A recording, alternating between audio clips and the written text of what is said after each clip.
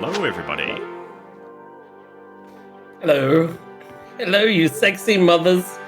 Welcome to D&D, the Sunday Sessions, with your host, Just Jack. He's got his 20 t-shirt on today. He's hoping for some big 20s. Let me turn that down. I hope some big 20s and some perfect 10s. How you doing, guys? So we got Sarge, who's fun and funny, and finishing eating. We've got Arlo of the Pilgrims Guys, which is a weird name. And well, that's because he has to hide his real name or something, isn't it? Right. There we go. Or we're infiltrating some pilgrims. No, cultists. Cultist pilgrims. Cultist pilgrims. That's what they are. They're cultists. Damn those cultist pilgrims and their pilgriming cultistness. There we go. And we've also got, of course, Gaz, a.k.a. Ash, and Alfred, a.k.a. Eagle. Eagle, who, if you haven't noticed, has his headphones lowered. Massively. Right, I just had some spicy sauce, so I'm still trying to get that air in my mouth. I'm currently drinking a Tring Tea Kettle Stout from the Tring Brewery. And it's smooth, dark, and handsome, much like myself. I need to buy a hat on. My hair looks shit. I'll sort that out in a minute. Right, Gaz, competition. How to get a hat? Yes, so we'll be running the normal competition. So if we roll a nat 1 or a nat 20, that counts. Put crit win or crit fail in the channel as are instructed by the bot. Each of those events, we'll do a roll for at the end, and whoever wins gets a ticket into the end draw for $100 nominally. I don't actually know what the pot's at the moment, possibly over that. Yes. It's currently 120, but we have no idea if we've got that much. What so we need to talk to Briggs doing on a at some Sunday? point. I was going to say, I'm pretty The sure fuck they're are you cheating. guys doing on a I'm pretty Sunday? sure they're cheating. We haven't had the pot go up in like 6 months, and now it's gone up 100 quid. Yeah, we were just so in one session. I think we ended up rolling like We need to start seeing these dice rolls, man. You know what I'm saying? I want videos. I don't actually care. It's Riggs is going to want evidence, is what I think. You can actually see those on the replay on our YouTube channel. I'll tell him. There. That's it. I'll tell him. Don't you worry. He'll do as he's told. That Riggs. He'll give us some money. Right. Speaking of money, you can win. Yes, we've done that, haven't we? Right. Let's move on. So what else is? Any other announcements? We are not doing D&D on Tuesday because Aki wasn't around on Friday for us to agree it, and I've now made plans. We may be here next Tuesday, or we'll have to see. We'll let you know when the next session is, hopefully, but we're here now. And you know what? Without further ado, I think we should get started. What are we waiting, guys? Let's go. Yep.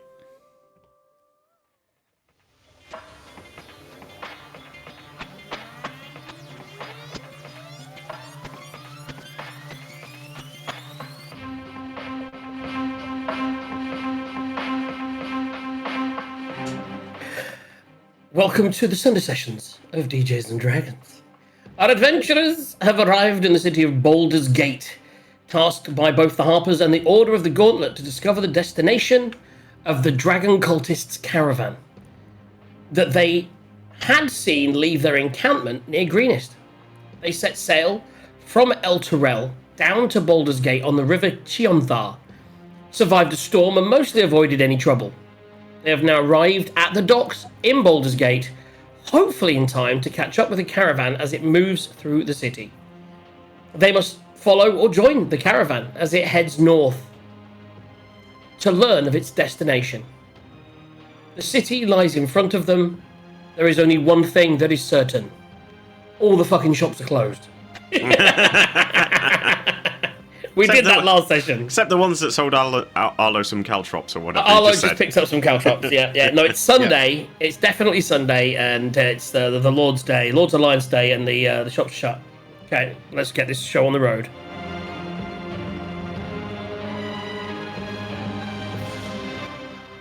Okay. I'm hearing myself bleed, Eagle. I think you've turned me off of you. yeah. I turned you up a little bit. Don't do it. He's loud enough for everybody. Not for, apparently not for me. I don't know what's going on here. I've turned my input down. I will keep checking it. If it keeps bothering, just let me know. Send you down a little bit, so hopefully that should sort it. Okay. You have arrived in the dock area of Baldur's Gate. Let me put you on the map. Isn't that exciting? Oh my goodness. Oh, what was that? I don't know. I heard it, but I don't know where it came from. What it was. Something's connected to something. I don't know. It might be me. I was messing with it. He's messing with his bit. I'm just trying to make sure. That sounded dirty. Let me drop you guys on a map for now. Let's do that so you can get some further progression. Whilst I quickly try and find where the docks section is, where I put you, because that's where you should be. Caravan camp. Did I somehow delete the river? Hello. I was going to say, we're on it not very long ago. I know, right? How have I managed to lose a map? I've got so many maps now. I had to set up maps for today, and there's so many potential maps. I've got maps. There's your actual map. That's the... Actually, you know, I can move you... So that's the world. That's whereabouts in the world you are. There you go. You've moved to Baldur's Gate. And next, we're going to show you the map of Baldur's Gate. This is where you actually are. And I've now found the map. There we go. So let's just have a look. So you get that map where it was. So if you look, you came through the gate to the right, the big bridge by Rivington, and then you came up, and you are currently approximately... Wait, why am I not on that map? I put you guys on there, didn't get there myself. That was silly, wasn't it? You guys are about here. You've arrived in the docklands of Baldur's Gate, which... I don't know why I'm worried about bringing you into these maps, because you're going to be in like 5 seconds and you're going to move on. What did I just do? I just did it again. I'm somehow managing to do that. I'm creating folders because I'm trying to move the thing in the wrong place. Very annoying. There we go. Right. You should now be on the right map. Mm-hmm. Scroll bottom right. So there's the little area of Baldur's Gate around the docks, and this is where you guys are. You have arrived. Arrived. With some dogs. Some doggies. dogs. Dockyard dogs. Okay, you've literally just sailed up and arrived. Captain Klein's like, well, we have arrived. You got you to a destination. If you're happy, I will hand you over, and we've already received payment. You don't need to worry about payment or anything like that. Just get off my boat, thank you. It wasn't that bad a storm. Just looking at the ripped sails and whatever else damage we've done. So yeah, I guess we gather up the horses and get off the boat. Okay. So, as you move off the boat, someone's coming towards you and like, my friends, welcome to Baldur's Gate. Please step over here. My name is actually, what is his fucking name? That's a really good question. Chapters. Let's get started. I'm in the wrong place. On the road again.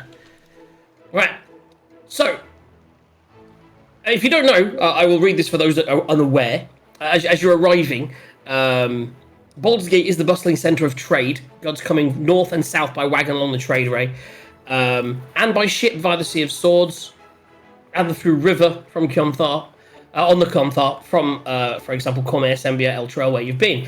This is a hub, and this dock is busy. There's a lot going on. As you arrive, you are approached by a human.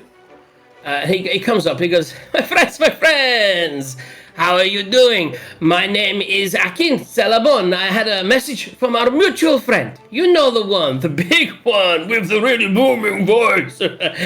He said to meet you here. I've been waiting. I thought you'd arrive a bit sooner. But don't worry, we need to move. The dogs have ears. Did I say dogs? No, the dogs have ears, if you know what I say. Please, come. The dog's on the dock. Okay. Well, he seems to know who we are, so either our cover's blown or he's helping us, so let's go with him. Okay, so you follow along. He basically leads you up through some streets, and he takes you away from the dock. He goes, don't worry, the horses, we will, I'll bring, my friend will, and he points over to, he goes, Ackman, get the horses and take them to the shop. He goes, come with me, and he leads you away from the docks, and he's like, so yes, I can't, we talk when we get to my shop. I have a little place in the north, by the north gate. So, whilst you were away, whilst you were arriving, it took you a while, the caravan that the caravan arrived, to the south gate already. Now, I don't know if you know this about Baldur's Gate, everyone roll me a history check. I do, because you told me on Friday.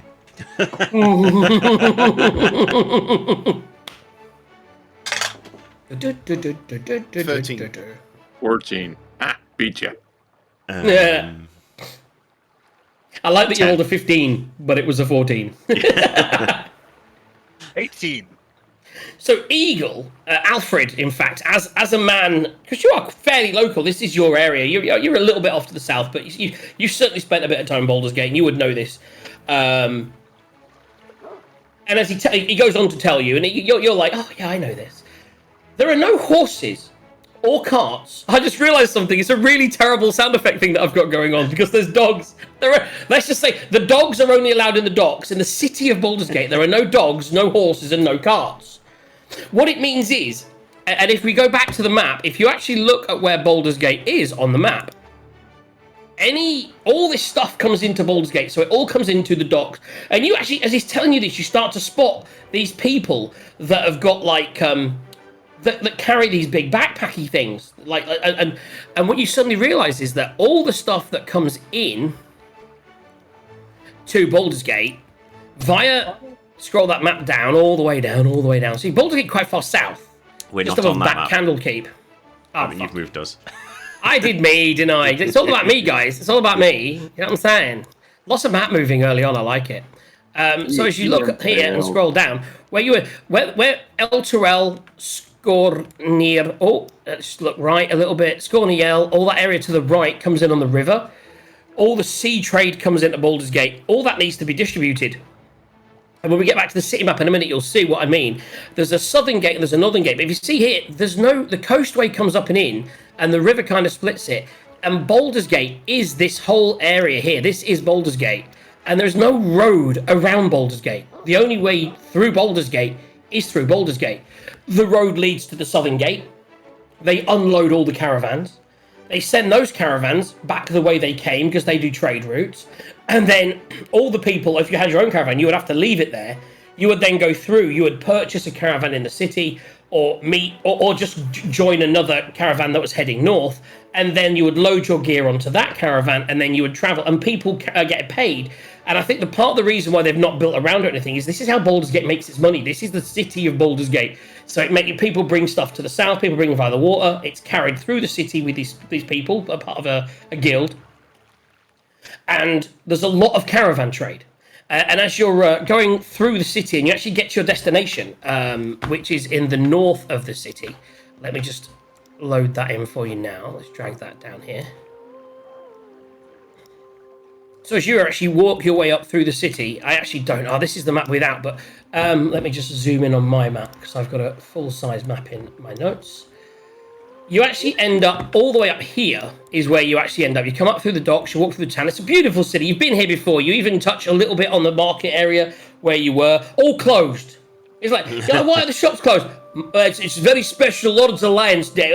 It's a crazy day. I think they knew you were coming. No shopping today for you guys. And so you go through the lower city, you go up through the upper city, you come out of wide, and you eventually end up going through the Black Dragon Gate, which you saw the last time that you were here, which is this gate just here. And it leads you into the Black Gate. And this is where a lot... and in fact, if everyone can make a perception check for me.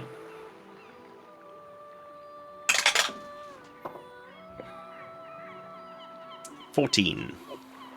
Do you know what I don't have people's character sheets open. Let me just load those quick. 17. Did you say anyone or everyone? Everyone. Well, you don't have to if you don't want to. You could be a bewildered. You could be like, yeah, fuck it, I'm sleeping.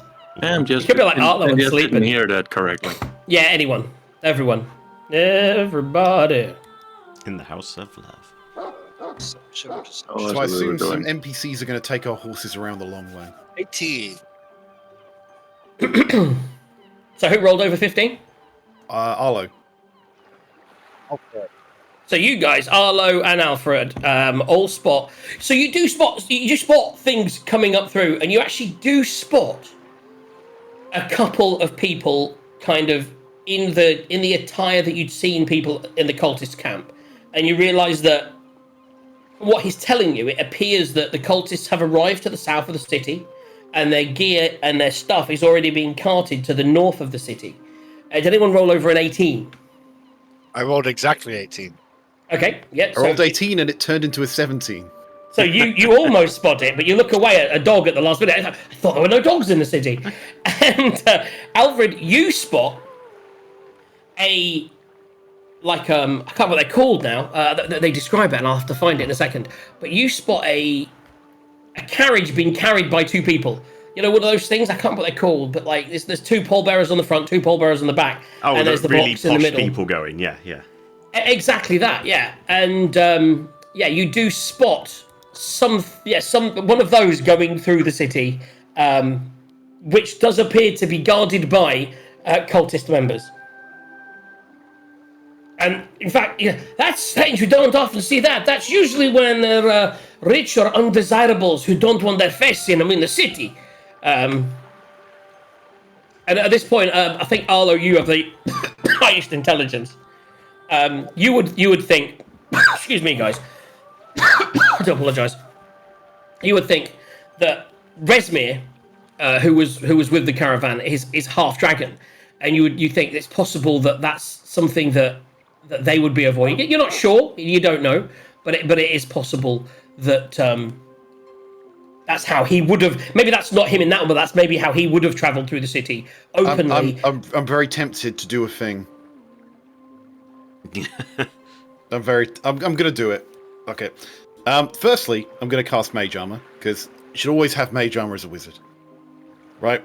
Secondly, because I just want to do it, I'm gonna cast a third level spell. It's a divination spell, so it immediately refunds a spell slot lower than it. So that's my Mage Armor spell slot back. Yeah. And I'm casting Clairvoyance. So Clairvoyance is going to put an invisible. Just read the thing out here. An invisible sensor within range. The range is 1 mile. A location familiar to me. I can see the palanquin. So an invisible sensor is going to be placed inside the palanquin, and I believe I can either see or... Yeah, so I meant to have, right, either a jeweled horn to here, or a glass eye, and I've got a jewel. Right, I kept one of the jewels there, so I'm going to look through this jewel. I'm blind, but I can see inside the palanquin. Okay. Well, you know what? There's a couple of these through the city, so I will roll. I've gone for divination to break the game. I'm going to try and break the game. So as you look through this thing, you now suddenly are on the inside of this palanquin. So I can't hear, can see. And you see 2 people. One of them is elven. The other one is half elven. It's a man and a woman, and they are going to town on each other. It's a little bit risque, a little bit, and you suddenly think, oh, this is probably not Resmir, but this is what is he doing with that tongue? And then you still realise that this is probably how he got through the city. This just isn't. You're not that lucky that this was the one that was him in the city. Yeah. The dice decided that. There was a chance it could have been him. You know, Oh my God! You should see what goes on behind these closed doors. Oh wow! Oh God! I didn't know bodies could bend that way. you got bright red. So, and Ray's is like, yes, there's a lot of those around, and it can be quite disturbing. So we're going to keep going, and eventually you end up at a shop of sorts. More of a workshop than a shop. And that is the map I'll load into. Most of these are pointless loadings. I could just read it. Theatre's of mine, but we've got viewers, haven't we? So let's just drop them in here. So you arrive at the workshop.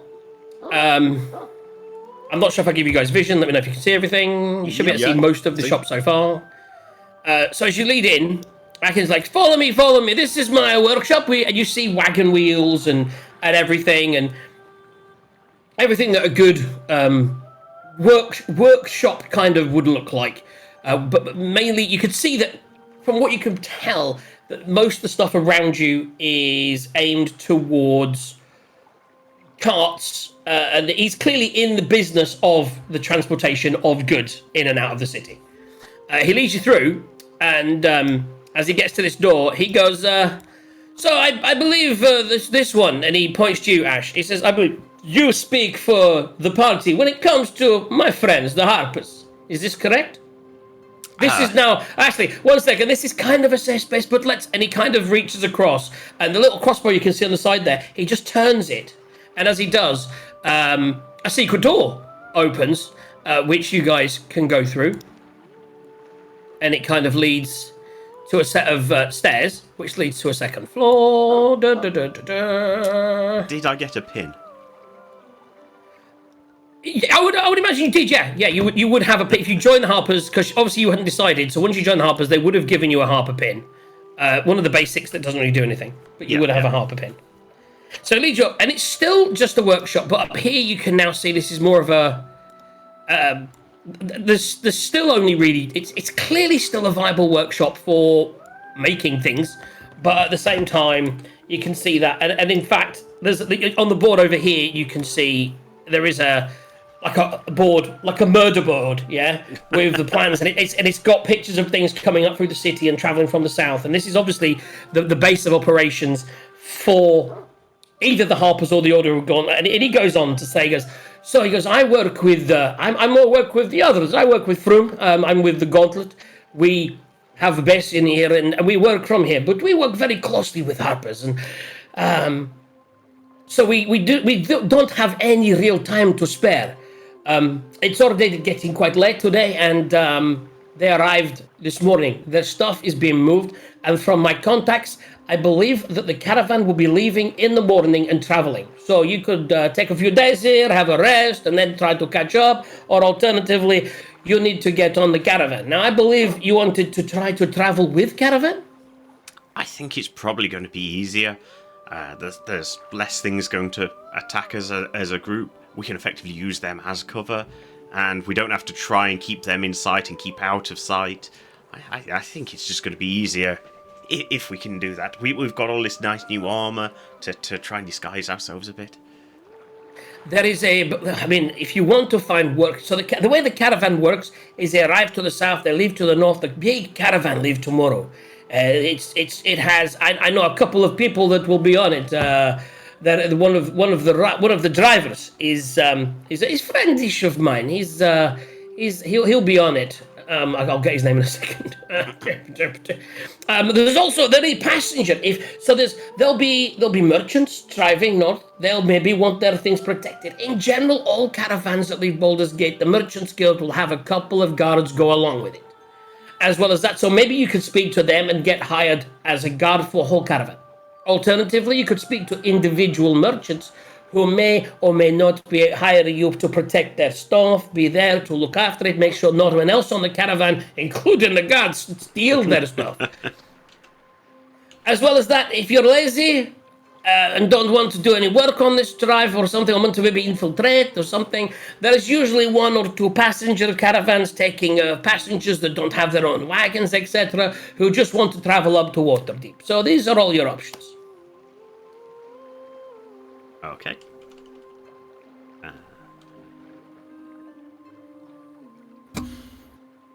Right. Badly typing today. Should we do a group huddle? Yeah. Can we ask him, so, is about the whole travelling through the thing, so our horses, are we going to be able to take them with the caravan, or do we need to leave them here? I mean, this would depend on what you want to do. I mean, if you're a taker on as guards, you could say you have your own horses. You could be riding guards. That's not unfeasible. If you are working with, I'm sure you could ride alongside the caravan that you are protecting, etc. These are all options. Alternatively, you want to leave horses here, keep them safe. We have stables. That way, you know your horse is safe. If a caravan gets attacked, you don't have to protect your horses. I know everyone gets very specially connected to that animal. Yep. I can't remember what I called Gallo it, kind of. yes. Gallo will die before he leaves Bessie. Yeah, I think. No, my name. One of mine is Jazz Man. Like I said, you could leave or you could work out.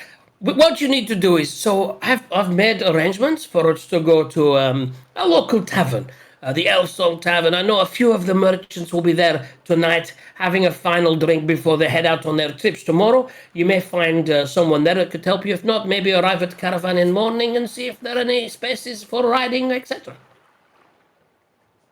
Well, I could certainly do with some refreshments. And I believe we've been able to talk as a group and decide how we want to approach this. Yep. Sounds good. Okay.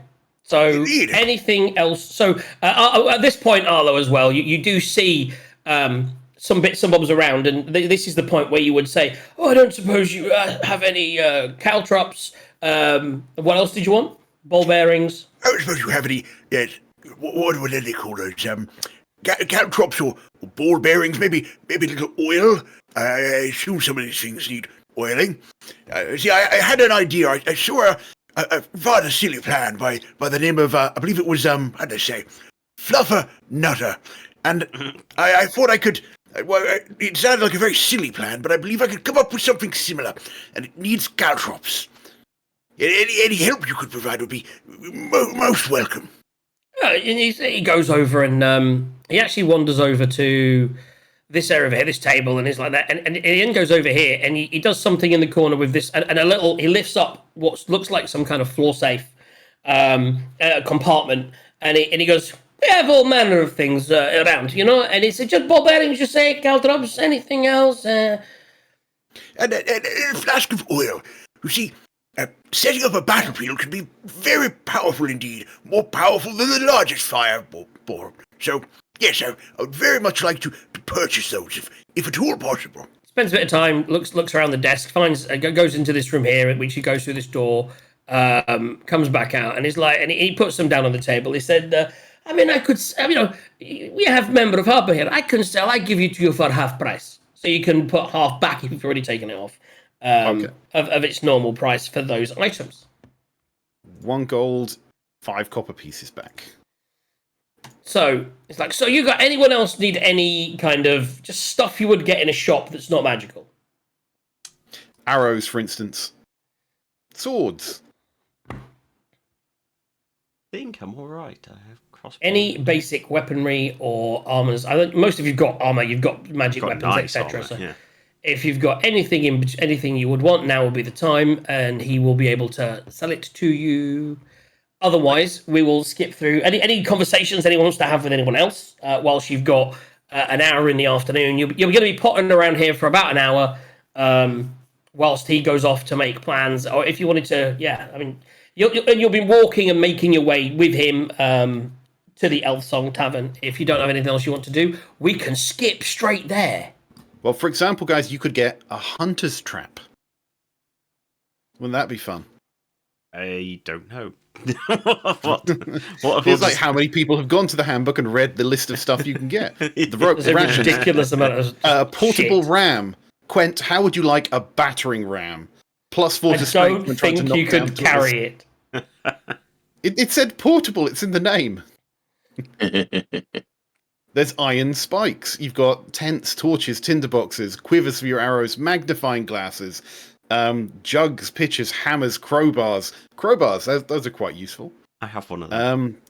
Chests, bottles, books, blankets, bedrolls, barrels, antitoxin, acid. We would assume that you have the usual amount of things for camping. So, example, you all have bedrolls, etc. But if you did want anything, you've got about 5 seconds to tell me, and then you can take out the cost. Yeah, I mean, obviously, brewer supplies. I don't know if they're going to do it now or later or Coming up later.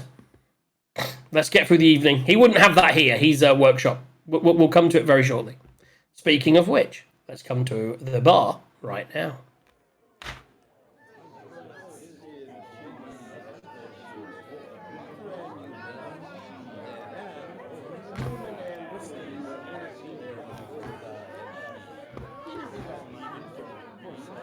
I think I've seen this place before.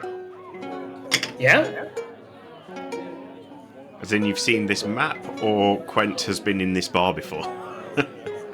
Nah, I think I've just seen the map. This is the map of the Elf Song Tavern. It's in the southeast, near the Eastern Gate.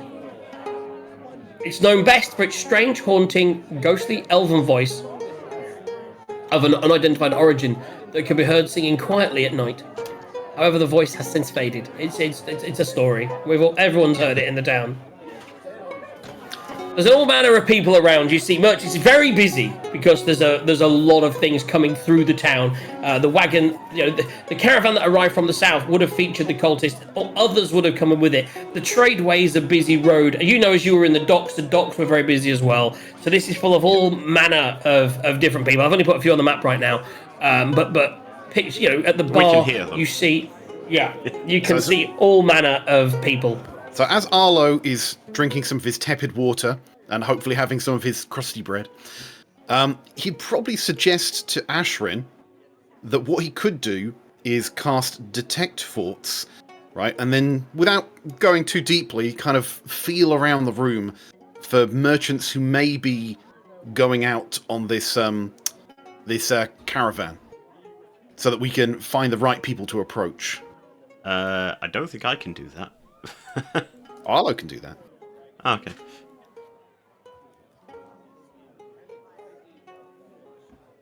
Yeah, could be an idea. Does that sound like a good plan, my boy?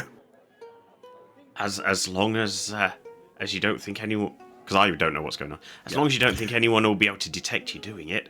I mean, into people's minds. where are my manners? I mean, Quent, and Alfred, I've rather assumed that you want to work your way across and earn some coin. I mean, perhaps you'd like the softer life and book your passage.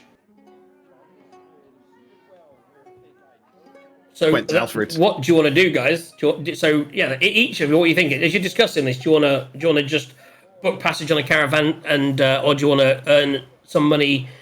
And obviously, there are advantages for both ways. Traveling with the passengers, you learn more about the passengers. As you're going as a guard, you would learn about the guard. You would also see more of what's going on in the camp around the cultists, etc. Because you would have more access potentially. Arlo's going to be for guard. He's got a fancy robe. May or may not use that. You see, in all the things that I've done, all the screens that I created last night, I've had you starting in the caravan sleeping because I figured you'd be sleeping the entire trip. I did debate on it, but the thing that swings it for me is being a wizard is very expensive. Okay, so I may still be asleep on the horse with I have to say, I've had you pegged as a traveller. I've said I really did. And in fact, he points over to the bar. So if anyone wants passage, go over to the man on the bar over there. He's traveling to the north and has a special caravan. There's only one on this trip, actually. He has a caravan for travelers. He's a very nice man. He's my friend. His name is Enon Toburn, and he'll be carrying passengers, and it costs literally very small. I don't actually know. You'd have to ask him. So if anyone wants to travel as a passenger, you would speak to the guy at the bar. So, okay. Quent, Alfred, what? And I suppose, Ashrin, what are your thoughts? We need to bring the horses somehow. Yeah. Again, you could ask on that situation. He goes, also, the man over there, and he points to the other noble over here, he's looking for protection. He carries alcohol for the trip, and he's looking for one man to come on board and travel with him with his ales and beers to make sure that they get to their destination safely, because in caravan a lot of people will be looking to get a little taste of the beers.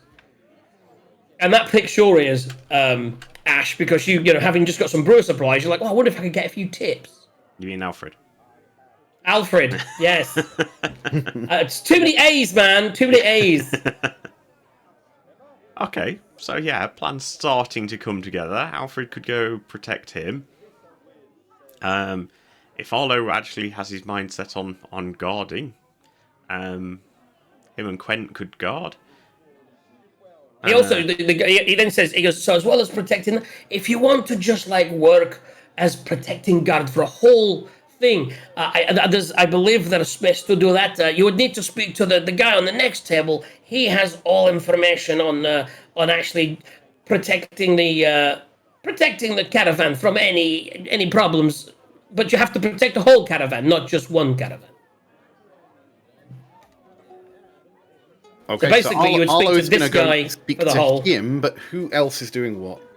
There are other people here as well. If you wanted to do the thing where you get people's minds and see anyone else who may be traveling on it, that you could help, that would also be an option. I'm going to do that for the lols. So, first thing I'm going to do is say, Ashrin, what's this? I'm going to cast Mage Armor on Ashrin, and then I'm going to cast Detect Thoughts on myself and refund the spell slot from Mage Armor. Okay. I'm pretty sure the Mage Armor doesn't do anything. We'll give you Mage Armor. Oh, yeah, he has armor now. Because I've got armor, and I think Mage Armor doesn't work if you've got armor. Right. Okay, well, Did you see that I fixed your item? Did you see that I fixed your item? Which item? Sorry, what? Arlo, did you see that I fixed your item? It still There's two items there now. One of them's a wondrous item, which would then not give you all the disadvantage and stuff from being an armor. Right, Adventurer's Robe. Because I'm awesome. I did homework, guys. And then spent 3 hours prepping last night. Right, we'll fix that in a second. Thing? Okay, so I'd cast Detect Thoughts. But you could have cast Mage Armor on Quent. Well, okay, give Quent some armor, refund that spell slot when I cast Detect Thoughts. Detect Thoughts is a funny spell. You don't have to cast it on a particular person unless you want to go delve deeper. So you can, as an action, move from person to person. And I believe the spell lasts for quite a while. It's like 10 minutes, I think.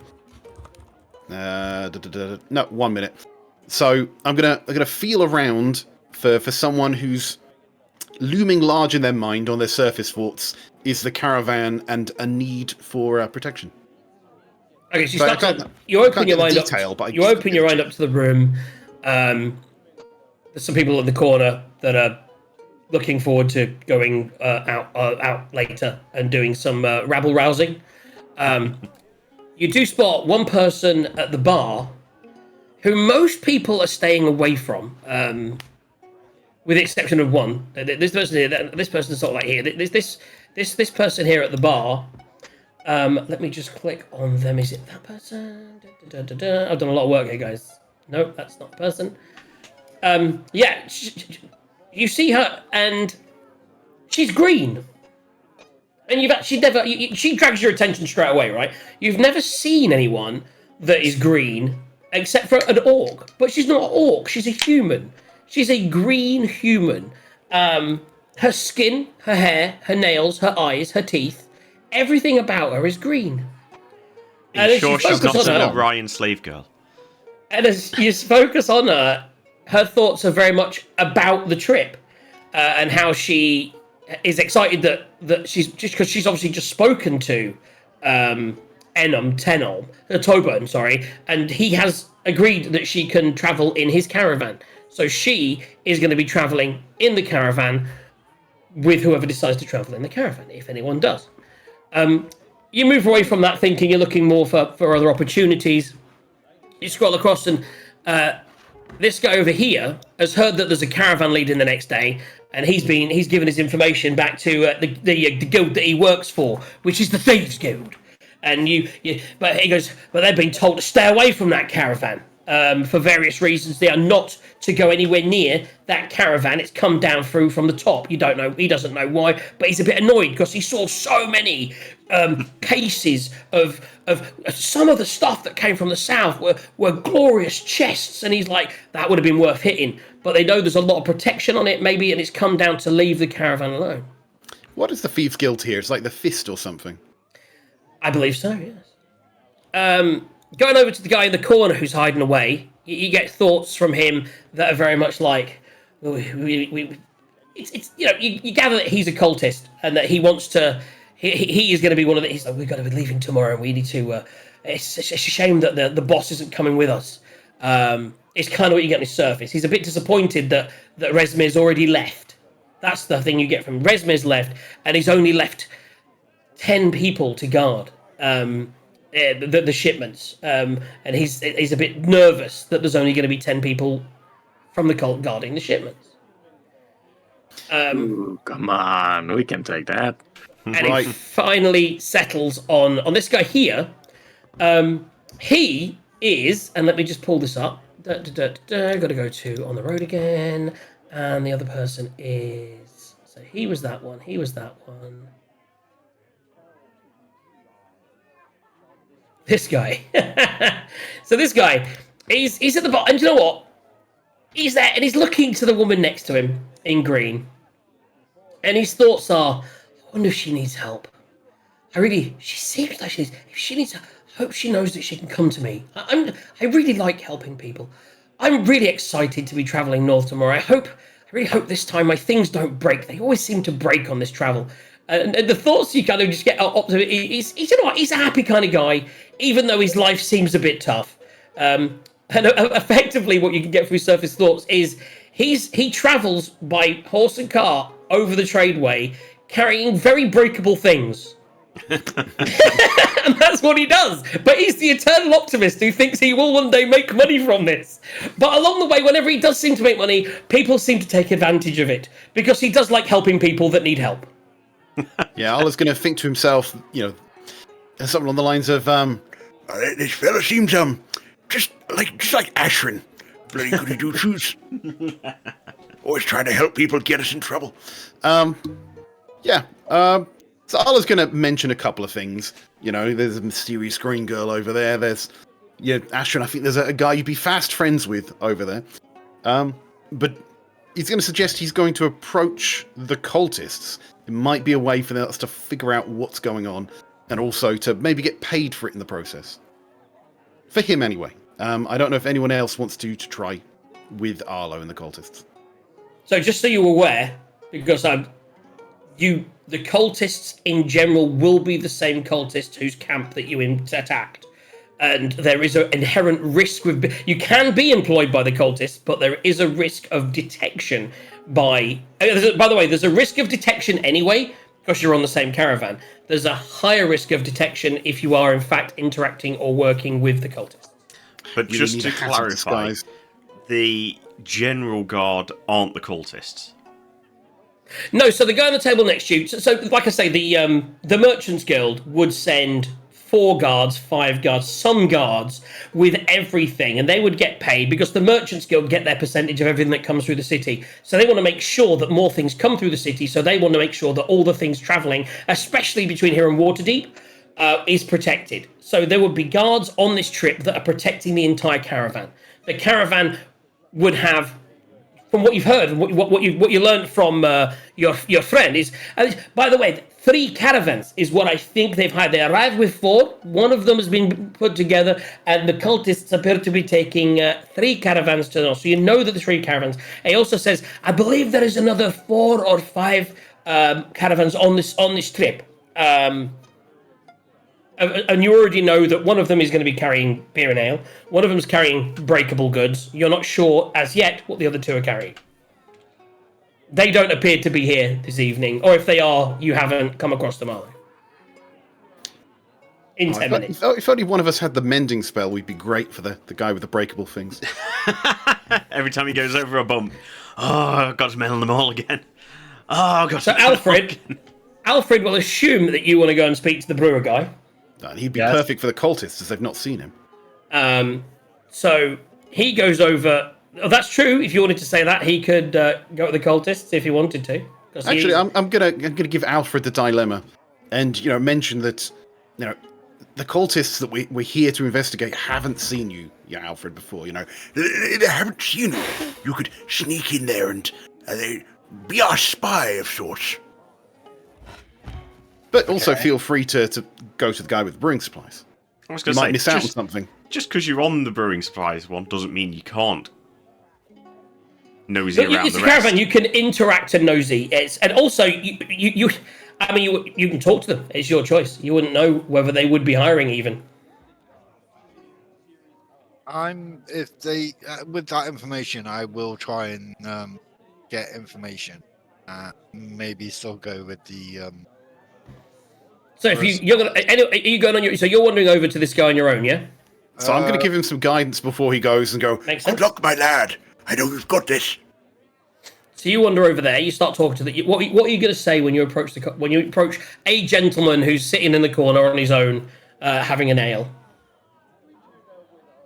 I'm going to ask, obviously, because I don't know this. I'm going to ask which way he's going. What? Oh, going to the north. Yeah, going to the north. Traveling tomorrow. What business is it of yours? Looking for passage, or maybe tag along. We don't really have anyone come along with us. We're a very private band. We say that we're a private band. We don't really like outsiders.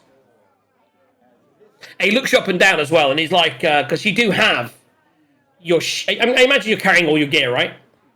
Yes. So you have your shield. He looks at that. He goes, "Yeah, you wouldn't really be.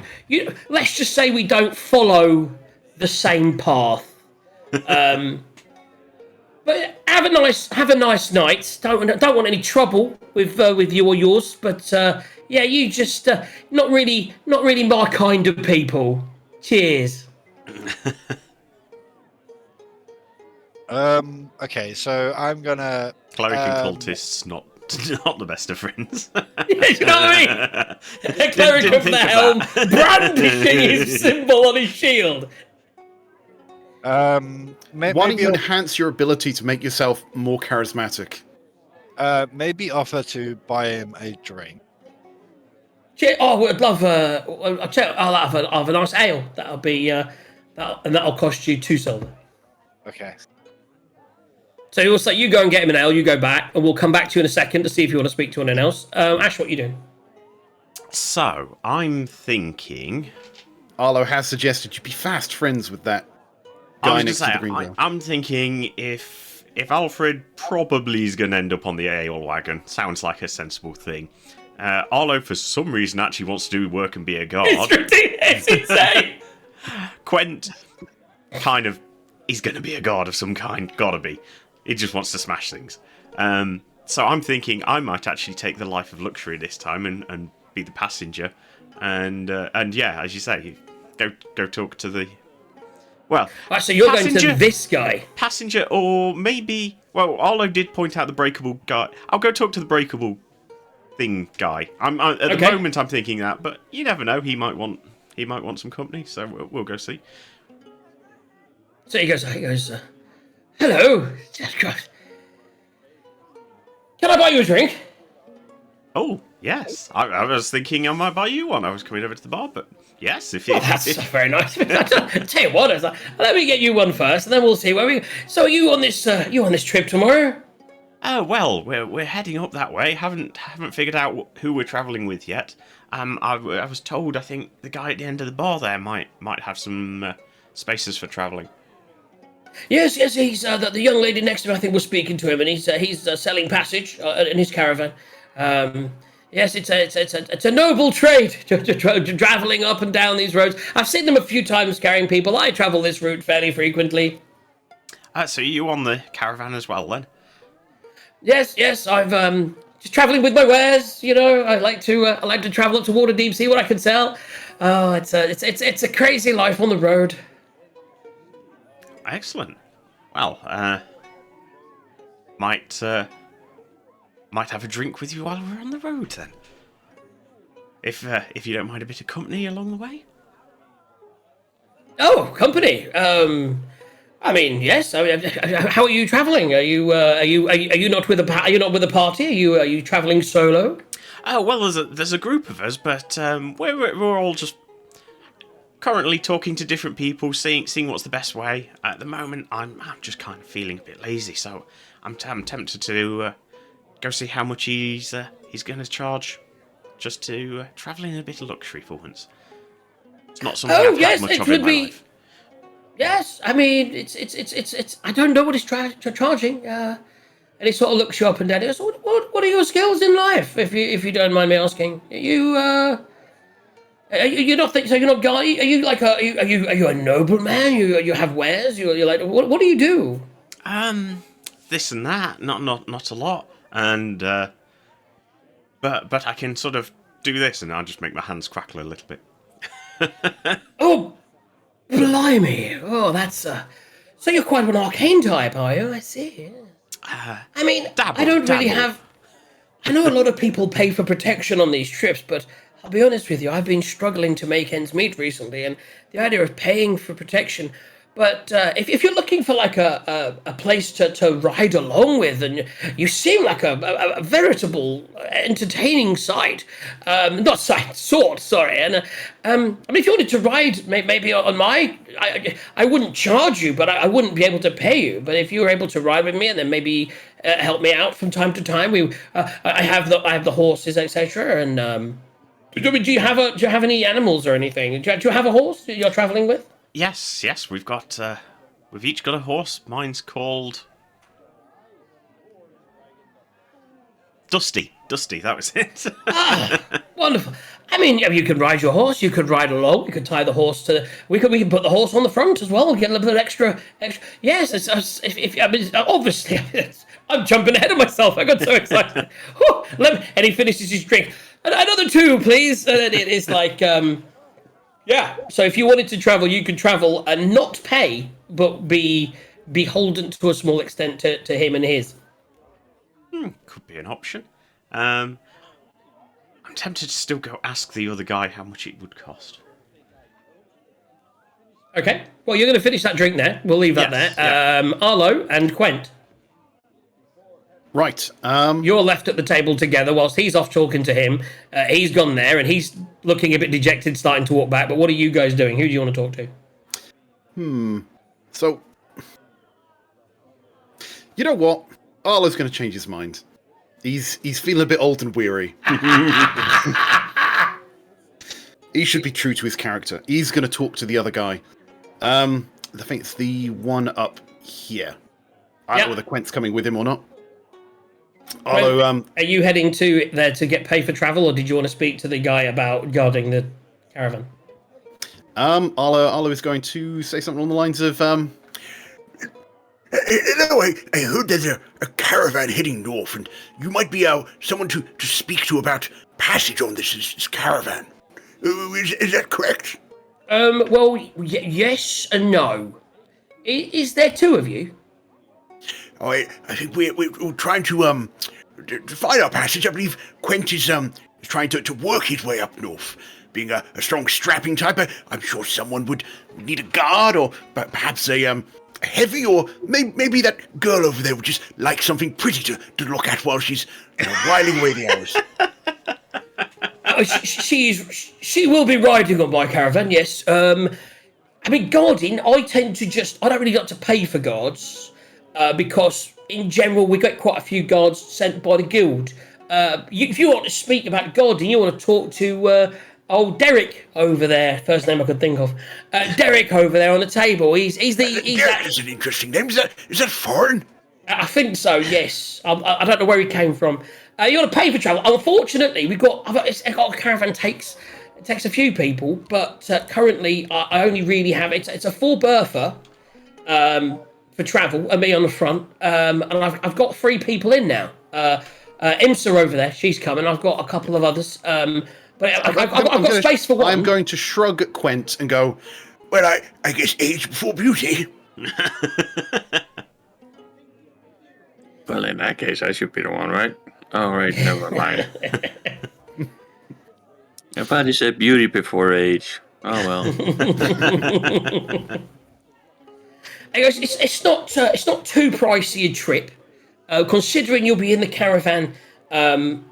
Obviously, and you would know this in general. The tradeway's busy. There are hostelries and camping spots and bars, etc., taverns along the way that are very well distributed, so that every caravan that travels would mostly get some accommodation every couple of days outside of some kind of tent or sleeping in the caravan. So you're not really going to be sleeping so much in these caravans. This is very much traveling by day, camping by night, maybe getting a mansion night if you could do it secretly, or camping. I'd be surprised how much sleep you can get with an unseen servant holding you up. Or alternatively, again, there will be hostels. So because travel doesn't cover any accommodations for the trip, you'd have to do that yourself. But just to travel on board, it's just 10 gold for the entire trip. And the trip, and by the way, you're gonna get, as he says it, you're like you hadn't realised, because you travel quite a lot and you travel quite fast. And it certainly makes sense, because you are going to be travelling, and I'm going to get this up now, you'll be travelling 750 miles between Baldur's Gate and Waterdeep. Oof. Mule-drawn carriages, wagons, freight wagons, cover about 15 miles a day, depending on conditions, and usually take 1 day off every week to recover. The trip that you're about to go on is expecting to take 2 months!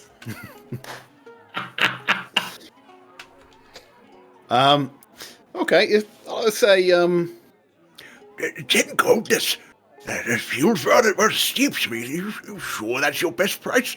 I mean, there can't be that many people looking to take a trip to Waterdeep. 2 months is a long time to take out of one's life. Are you sure you couldn't do me perhaps a better price? I mean, I am just a feeble old man. It would depend if you had any skills, I suppose. I mean, Imsa over there, I'm sure she's got many talents. And he kind of looks her up and down. But I'm a married man. It's not my taste either. It's a bit green for my liking. And when he says that, you think, does he mean she's a bit young or a bit green. You're not quite sure.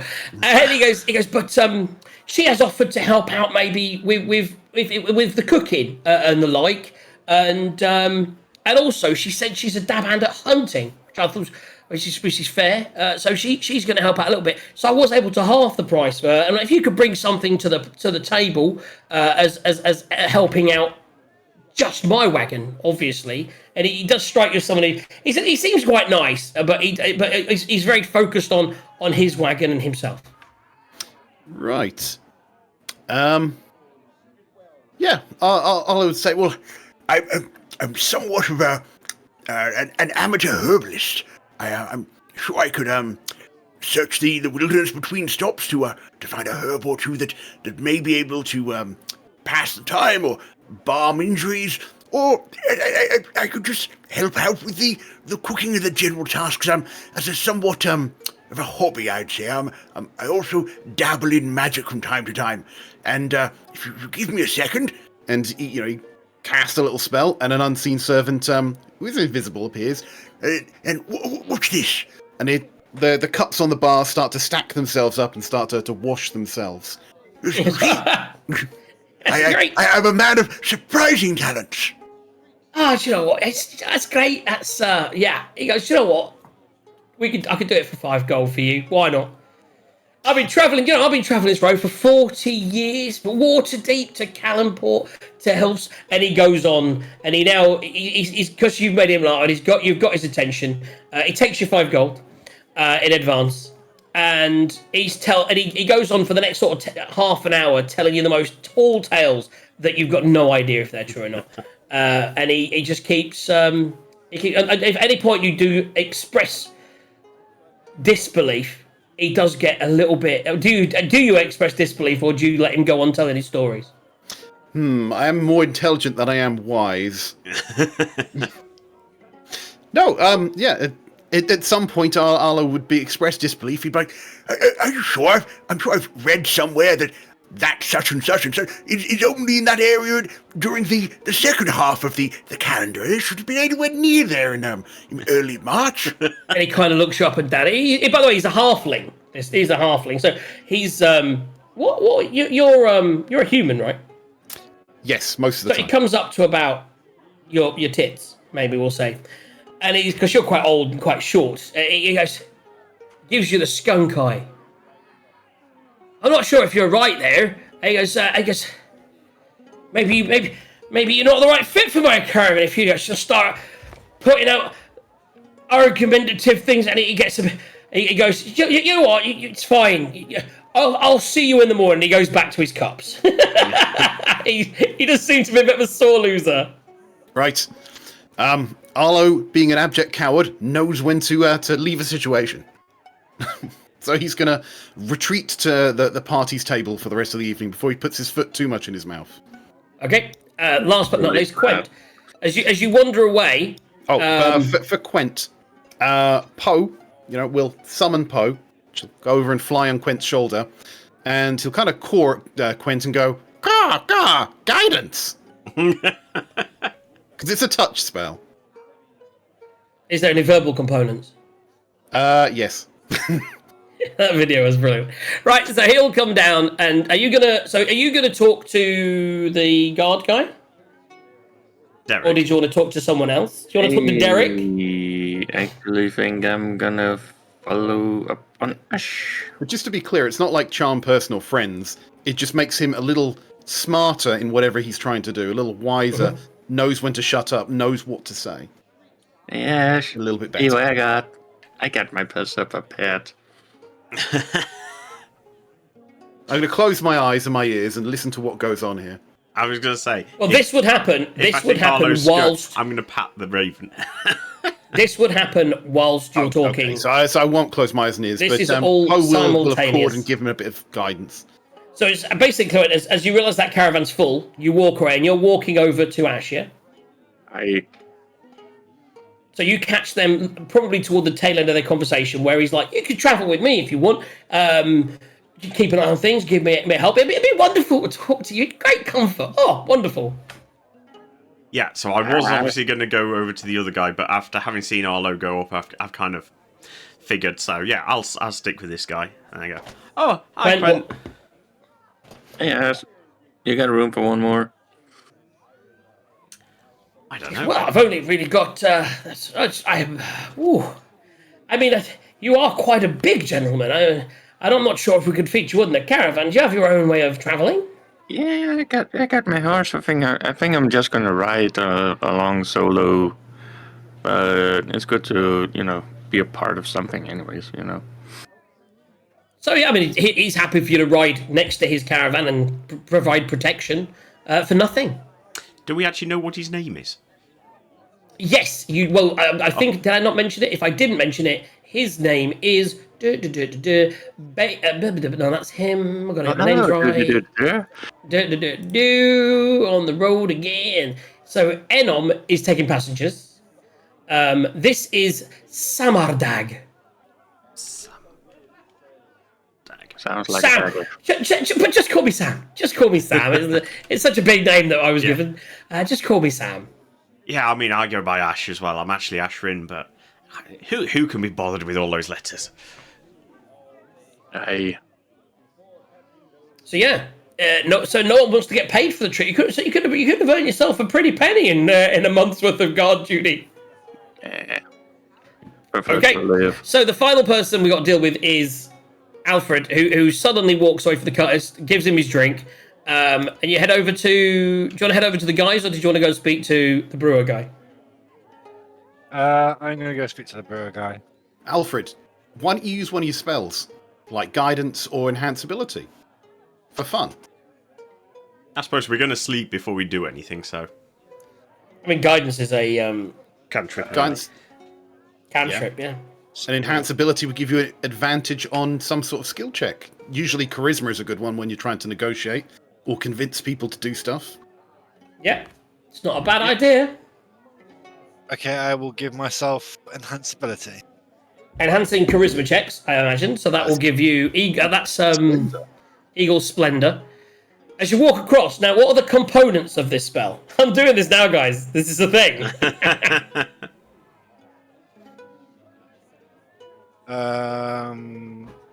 Components VS and M apparently. VS and M. So you suddenly pull out you basically rub your shield, which is the material for you because you have a focus.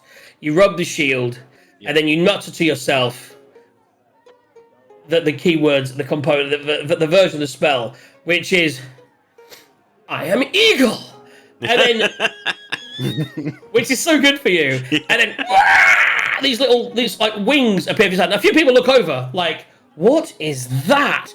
And you suddenly feel so much more confident in your abilities. And as people look at you as well, they suddenly think, ooh, he's got a bit of glaze about him. A woman as you're looking, but at this point, a barmaid goes past you and she sort of sees you and she went, do you want an ale, love? And she just hands you a free beer. I will take it. gives you a little wink, and then she taps you on the head because obviously you're quite small, and she's little. There you go, and then she moves on. So then you move over and sit next to her, and he's like, "Hello, can I help you?" Cast this up. Off. Cast that. Can I help you? So yes, I'm looking for passage. Maybe ride along, maybe work, maybe a bit of everything. Well, I mean, I'm getting the wrong access. I'm travelling to the north. My name's Bade Seshapol. Seshapol. It's a very strange name. I'm a brewer of sorts. I travel the width of the roads, travelling with my ales. I am looking for someone to come along and make sure no one else steals my ales on the trip. If you feel that you could guard my my things, that would be wonderful. That's possible. I mean, maybe. I mean, I don't. You might not be able to pay me, but maybe a trade of sorts. Maybe some equipment for guarding, or Are you interested in the brewing arts? Well, I wish to try it, and why not? We have many days on the road. We have a couple of months. I mean, if you, yeah, but I was willing to pay. But if you want to take a skill away from this, I'm sure that we could. I could teach you everything that I know about the brewing arts as part of a trade, and in return, anyone who tries to steal any beer from me, you can murder them for me. That's horrible. Okay. So you've each found some kind of inn. You've got a connection. You're not going to be riding along there looking like a sore thumb. You're going to be riding alongside protecting some brewers. You're going to be riding. And with each of you, so each of you can just ride your horses along with them. So you can bring your horses to a small extent. Arlo, if you're going to be riding in, you do learn from the halfling that he's actually happy for you to. They do have a way of tying up the horse to the wagon so that it will just be pulled along with it. Right. So what I'm going to do is when we go back to the ship or wherever Bessie happens to be tied up. So when you get back, we'll come to that in a second. But this is an in between sort of a thing. Okay. But wherever Bessie's tied up, I would find Bessie. I would stroke her mane, and I would say, I'm sorry, Bessie, but I have to do this. And I would pull out the mirror, right? And I would say, I foresaw this before. It will happen. It will happen, Now- Bessie. I need the mirror because I think we tried to do this before, and it has to succeeded. be. I can't remember if you're allowed to put animals in there. What does it say? Read me the mirror. No, it was innate. It was when if someone was dead, we couldn't do it. So I think the animal, it could work. I mean, you could just tie it up next to the wagon. They have a little hitch point and everything. But if you want to put the horse in the it's mirror, any creature other than you.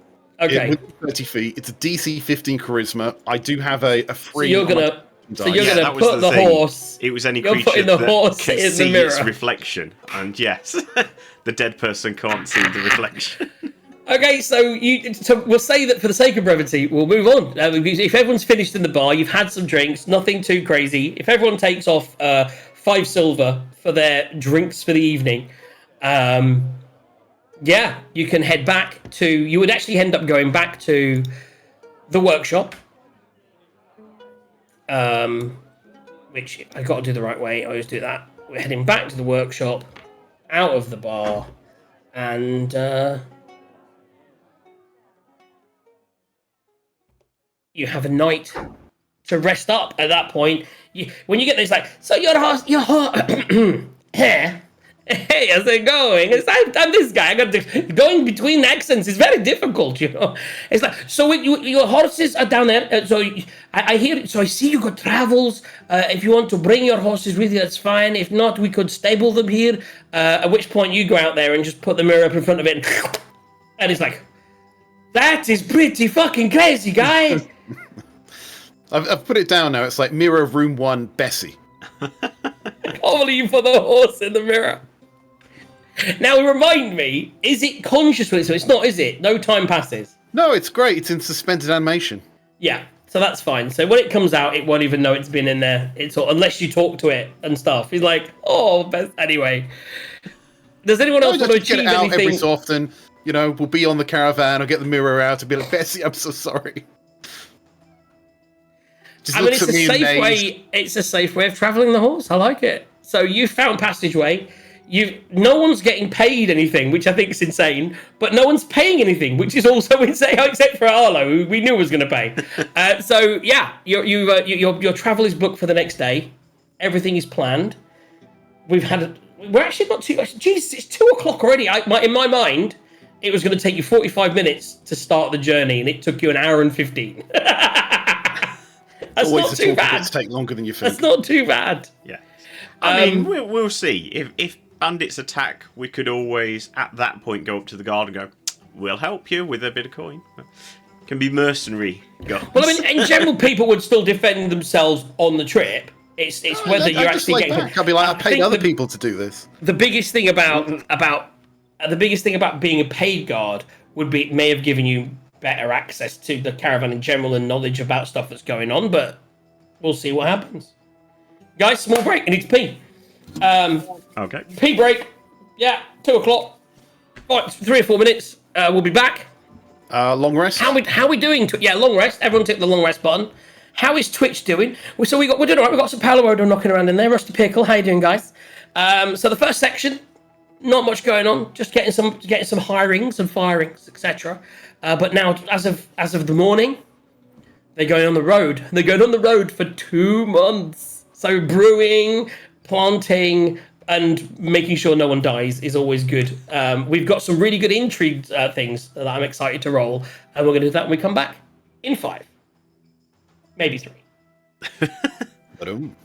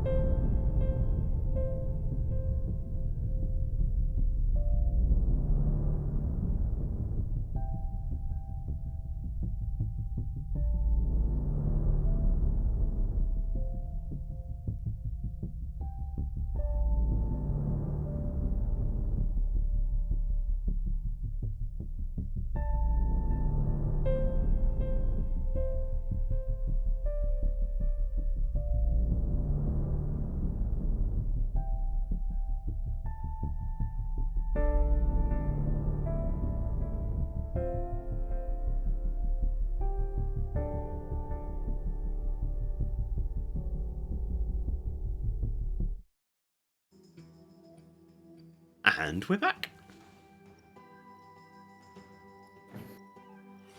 Or at least I think we are. It's a good thing you had that that transition screen up, because Sarge almost got us banned there. Yeah. He was showing off some leg, everyone. That's not adventure. Come on, let's go. We're arriving at the dock. We're arriving at the... No, I don't like that one. There we go.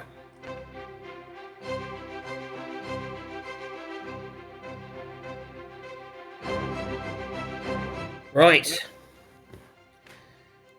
So, it's morning. Has broken. You guys are going to be heading off. It's like, so you guys ready for your big trip to the North? So the key thing to note: don't be spotted by cultists. We don't need anyone else dying. I mean, anyone dying. No one's died. I'm just joking. And but we need to make sure that you are. We need to find out the location that they're going to. We know they're heading to Waterdeep. Wow, and beyond. So you just need to get on Caravan, keep an eye. That's it. So basically, long and short of it, figure out which wagons are cultist wagons. Keep an eye on those wagons and make sure that you discover if during this trip those wagons go off, follow them. If they go the rest of the distance, stay the distance. And if they then go wherever they're going when they get to the next city or whatever, follow them. That is your mission, should you choose to accept it. Well, you already accepted it, so there's no get around that now. But actually, that's a good point. Do we have a contact that we can't that we report this back to? It's a good point.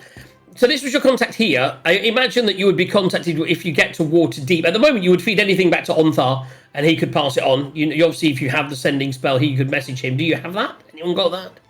Just whisper. No one has that. He would then probably give you maybe Spell scroll. some birds. Spell scroll.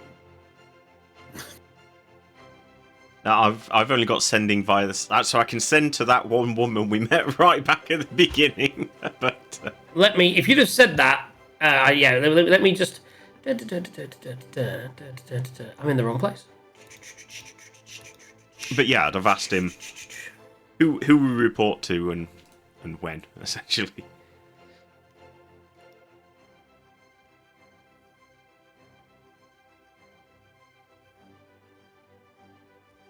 It's strange, because I'm just looking back to see... You'd imagine that that's something that they would definitely have put in the... this is who you need to... If you gave a spell scroll ascending, I could put that in my spell book, but other than that, I don't know. Fuck you. This orders, if it says it in here, I might be nice, but we'll see. In this meeting, offering a chance to join the faction, so you would be contacted by the faction. Harpers can be recognised by the group symbol of a harp. Characters don't need to join. I imagine they would give you a contact. You would have been, actually, because obviously you didn't join it, so you would be given a contact to contact in there. But there's, so I'm just quickly reading. They could as hard as guards, which you didn't, which is crazy. Time is an issue. We knew that. Such meeting the next morning. You have a contact there. Was the guy that met you. You can take your horses. River Kionthar, Froom's contact, Akin Celebon. He sells materials and wagons, hiring out. That's what we just did. Oh, you were supposed to roll. Yeah, I didn't get the roll. I should have. Yeah, I mean, you didn't try and get paid. The thing is, as you were trying to get paid, you had to do a roll. And that's how much you were going to get paid. You could have got paid as much as 10 gold pieces for a 10-day. That would have been like a 50 trip or something. Something like that, yeah. Oh well. Fellow travellers, and then that's that. It doesn't give one. So if you were to ask, he would say, you'll be contacted in Waterdeep. You'll be contacted in Waterdeep when you get there. If you don't make it there and you're pulled off target. And it gives you 10 paper birds. Take 10 paper birds. Okay. You can use these, and he does the same. He does the. Have you seen these before? No, I don't think I have. So I mean, and he does a but, yeah. demonstration. He does a demonstration. He goes, send to Ashrin that this is how you send a message, and he puts it, and then it flies over to you and comes into your hand.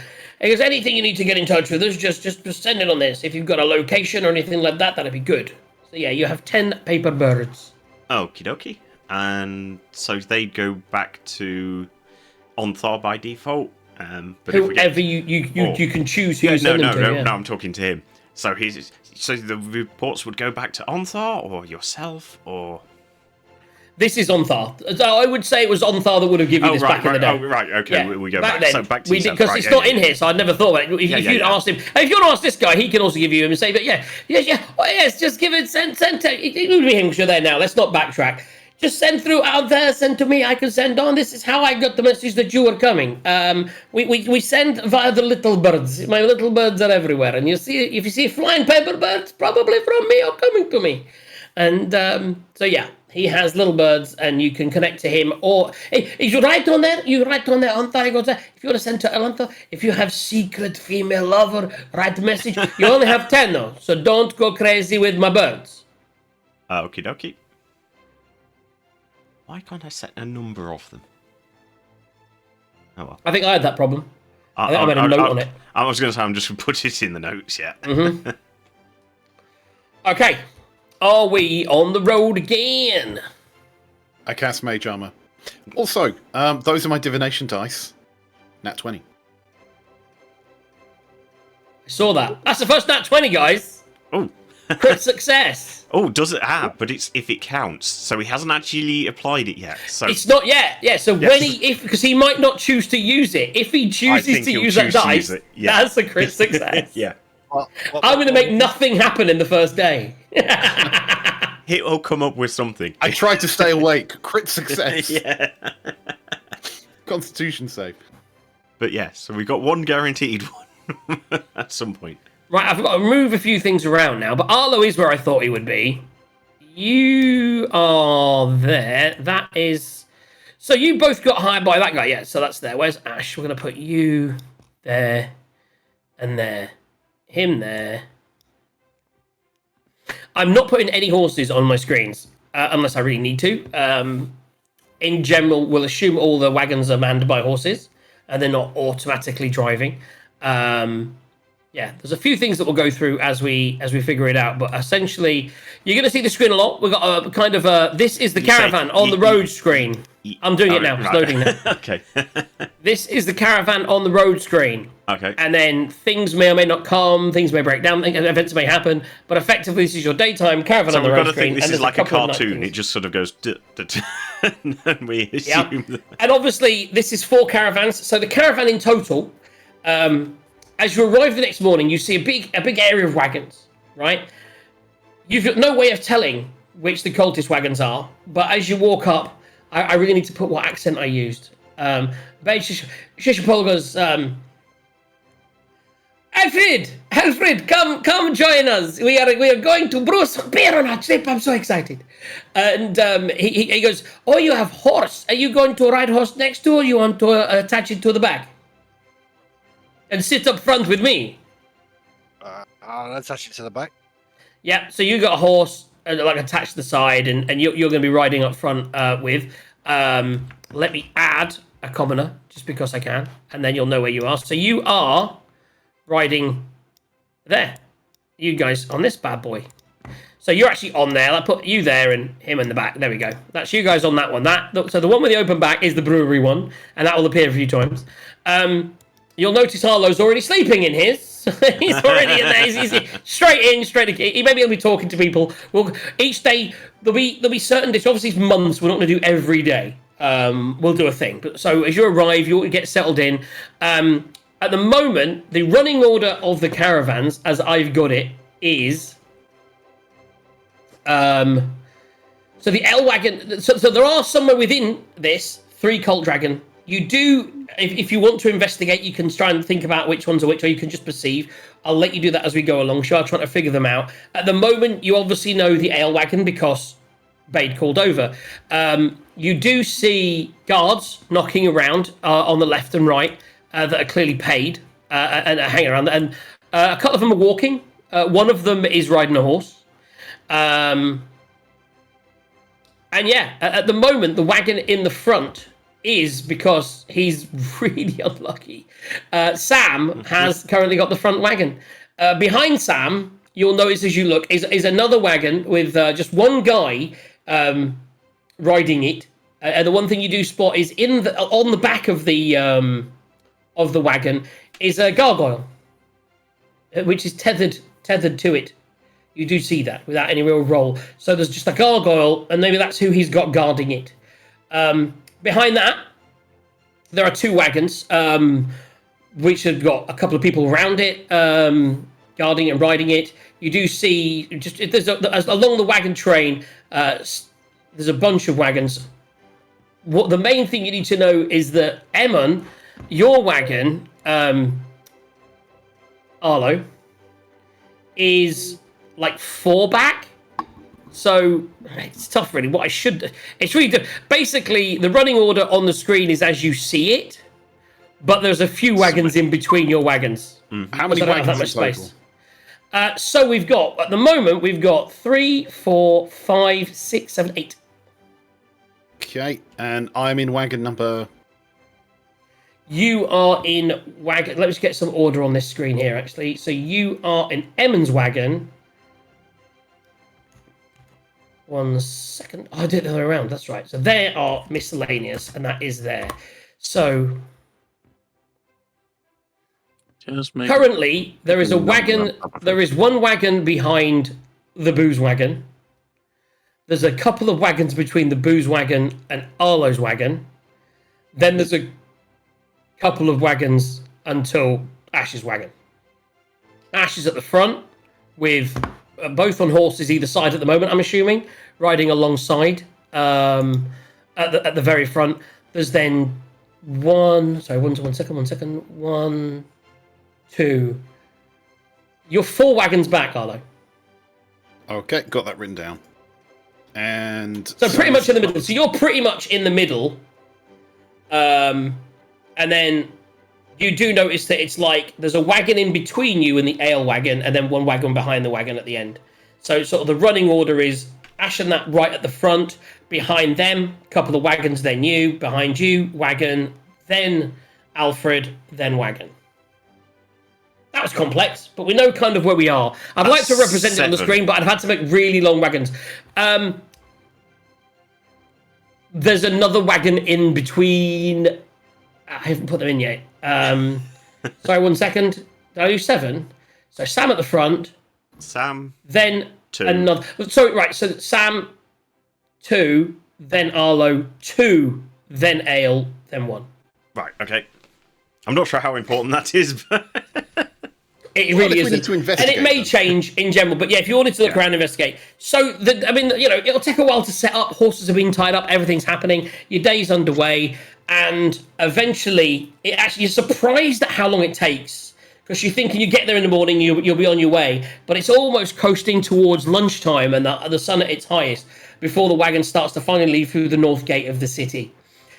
It's one of those, like when you go on a holiday trip and you're just waiting for them to sell an extra ticket or two, and they you know what I mean? It's like just exactly let that. go. You've only got 1 space left. Yeah. So you set off, and before you know it, you're actually heading out of the city and moving over, and it's a big open area of fields. Is your first few days of travel. This area, which I would actually say certainly Quent would know, definitely Alfred. If you guys want to roll, you can, a history check. But that's 20! It's crit success, everybody. So you definitely know, Arlo, what a waste. Oh my god. You definitely know that the area that you're going through right now is called the Fields of the Dead. The road twists and wanders through hills dotted with ancient battlefields, dolmens, and barrow mounds. Common wisdom holds that it's a very bad idea to light a fire on a hilltop at night in the Fields of the Dead because the light may attract monsters for miles around. Crossing this territory will take several days, during which the whole caravan is... It's almost like the start is a really edgy time for everyone. Even though you're on a popular road and you're going along, it's kind of a little bit... Yeah. This is also 2 or 3 days of travel where there is no hostelries or taverns that you come across. This is a section where you'll be camping, and we'll deal with that in a second. But as we go through, I would say... so the first thing I want you to do, and I'm going to go straight to Quent. Quent, roll me a d12. You said 12.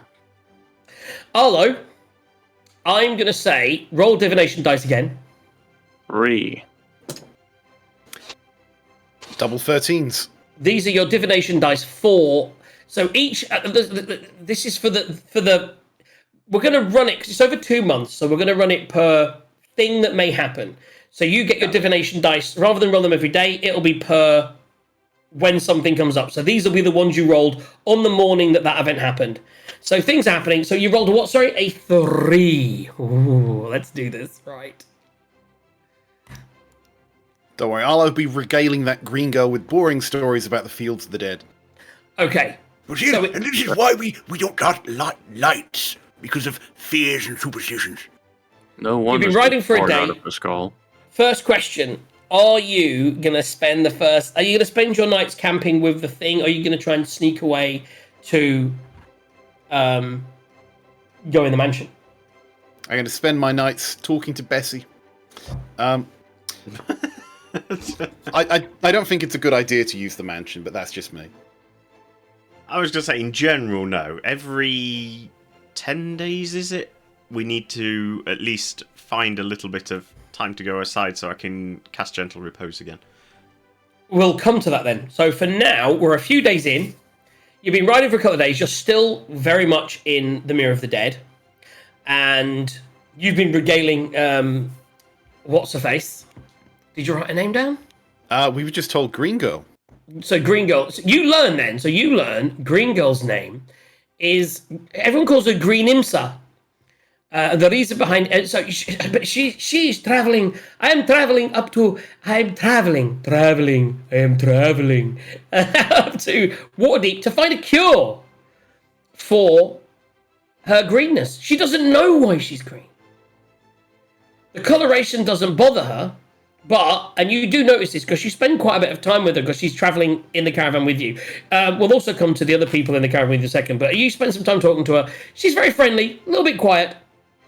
Avoids conversation about her past, but yeah, ready to limit. She's going to Waterdeep to search for a cure for her condition. You would learn the one thing you would learn as well, because you are obviously on the caravan. Your traveling companions on the caravan is another person called Aldor Ernpolshurst. You're gonna have to copy and paste that one. I knew it. I knew he was going to say that. I will do it in here. I will go here, and I will put that in there. There we go. So that's your first companion. She's Green Imsa. Let me get that in there as well. I just fucked that up, didn't I? There we go. Let's get all these in there for the guys. And your other travelling companion is Radachir Peruthan.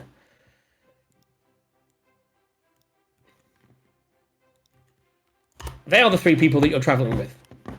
Rad, you learn he's a male rock gnome.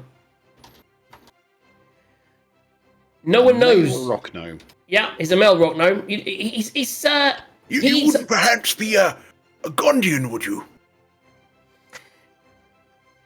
No. He eats alone, seldom speaks, rides in the back of the wagon, staring wistfully at the road gone by.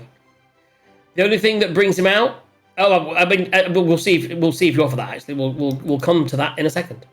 I will bold that, so that's not known there. There we go. Oh, shit. I just fucked up my notepad. So, yeah. For the moment, he's staring wistfully at the road for the first couple of days and doesn't really get into conversation. Yep. Green Imsa, you learn a lot about because you obviously have a natural affinity for young women because you had a daughter. Don't make it weird. And the other person is Aldor, who you learn is a lawyer. by trade, and he's traveling to start a new life in Waterdeep. And you do hear a few rumors. Actually, roll me. You can use a dice if you want, but roll me a insight check. An insight check. Well, my insight's -1, so I may as well roll that. That was not any better. That is. So it seems pretty upstanding to you, but you have heard sort of sheds you by green insert at some point. She was. Oh, it's not a fish. You do believe it's or an eternity sign. You do learn that you don't know, but you've heard a rumor that he may have left. Under suspicious circumstances. There may have been a scandal, but you don't know anything about that scandal at the moment. You just heard there may have been a scandal. tech forts. Oh, this is going to be fun. And so that's you, and that's your first couple of days before we get to like the third day. Ash and Quent, you mostly learn. So, are you riding your horses, by the way, or are you tying them up? Are you going to use them to pull? What are you doing? I'm riding mine. I think we'll probably ride, because I think he said there wasn't a huge amount of space, didn't he? So Okay, so you're riding alongside. But yeah, enough that we can still have a bit of a natter. So Sam, he's like I said, he's a bit of a sucker. He tells you a few hard case stories of people he's helped out. Last time he did this trip, he brought along a passenger that was going to do it, and they kind of took advantage of him, and he has a tough life. But already on the first day as well, as he was loading, someone that he was doing it dropped one of his cases, and it shattered. It's like, oh, that was worth a few gold. And the person goes, well, you didn't really package it properly, and it was a bit greasy, this box, and it slipped out, man. Not really my fault, can't charge me. And he's like, oh, don't worry about it. It's okay. I will take the losses. And he takes the broken thing and puts it in his case. He really doesn't stand up for himself at all. Did you want to do any... What's your riding? Did you want to surveil any of the other carriages, trying to glean any information? Yeah, I guess that's while we're there, we might as well at least the couple between us and Arlo, so the one with the gargoyle and the other one, we might as well sort of have a nosy, see whether we can see what kind of wagons they are. Okay, so you're at the front. Then we got behind you was gargoyle, wasn't it? Yeah. Yeah. And then and he was 4, so he needs. I have actually done that the wrong way around. 1 second, just put that there. There we go. Okay, so give me a perception check for now. Okie dokie. Not too bad. 14 plus 4, 18. 13. I see nothing. Certainly you're able to share with Quent that you're pretty sure, because you don't really recognize anything specific about the people. You don't recognize the people, but you certainly recognize the way that they act. It would appear. Now, the one thing you do know is there are 10 guards, because you learnt that by your thought reading, Arlo, from the cultists. But you do only see that none of these wagons, have that many guards around them. Not even 2 or 3. They all seem to have like one teamster and then like maybe a co-rider or a guard with each of them. And that seems to be the way across all of it. You're the guards on one. The one behind you's got the gargoyle. The one behind that does have a rider and a guard. And you do note, I think at one point you spot the symbol of the dragon that one of them has on his clothing, hidden away, kind of thing. So you do realise that the third carriage is in fact a cult carriage. Okay, right. Well, that's one found then. Mark for destruction.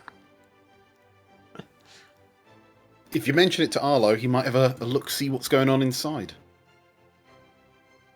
Which Okay. may happen. So for now, we're hitting about day 3 when day's going on. It's quite a grim day. It's not raining, but it's not a pleasant day. It's quite cloudy. And at some point, one of the people, you're not even sure where, behind you, Ash, and you see it's in front of you, Alfred. One of the people on one of the wagons goes, "Look at those birds!" And you look up, and you see what appear to be Birds? Planes? circling Superman. overhead. Dragons? Dragons. Make me. So I would say they're circling above. So let's 2 people make me.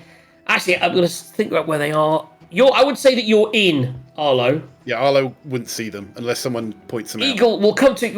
We'll do your brewery thing in the next day. The next 3 or 4 days. So you're already starting to learn a bit about a brewery. But I would say that you're deep in conversation when someone says about the birds. So you're not really paying attention. You're kind of learning the skills. But Ash and Quent can both make me a nature check. Nature. Okay. And Nature is +0, so it's 16. Nice.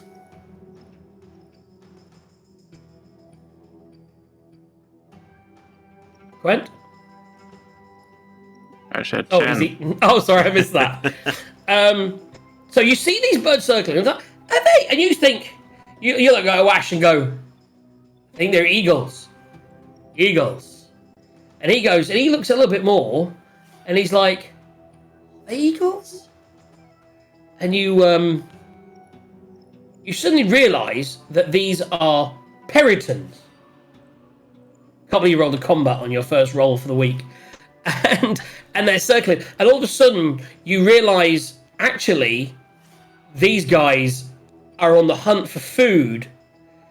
Because you know that with a roll that out, you know these guys are on the hunt for food. And they're probably going to be coming down to maybe try and grapple a person to take it back, or some food, or maybe a horse. And you suddenly realise that. What do you do? Well, I guess shout it so that the rest. But obviously, someone's gone their birds. And I'll go. Pretty sure they're peritons. I'm pretty sure they're going to come and attack us.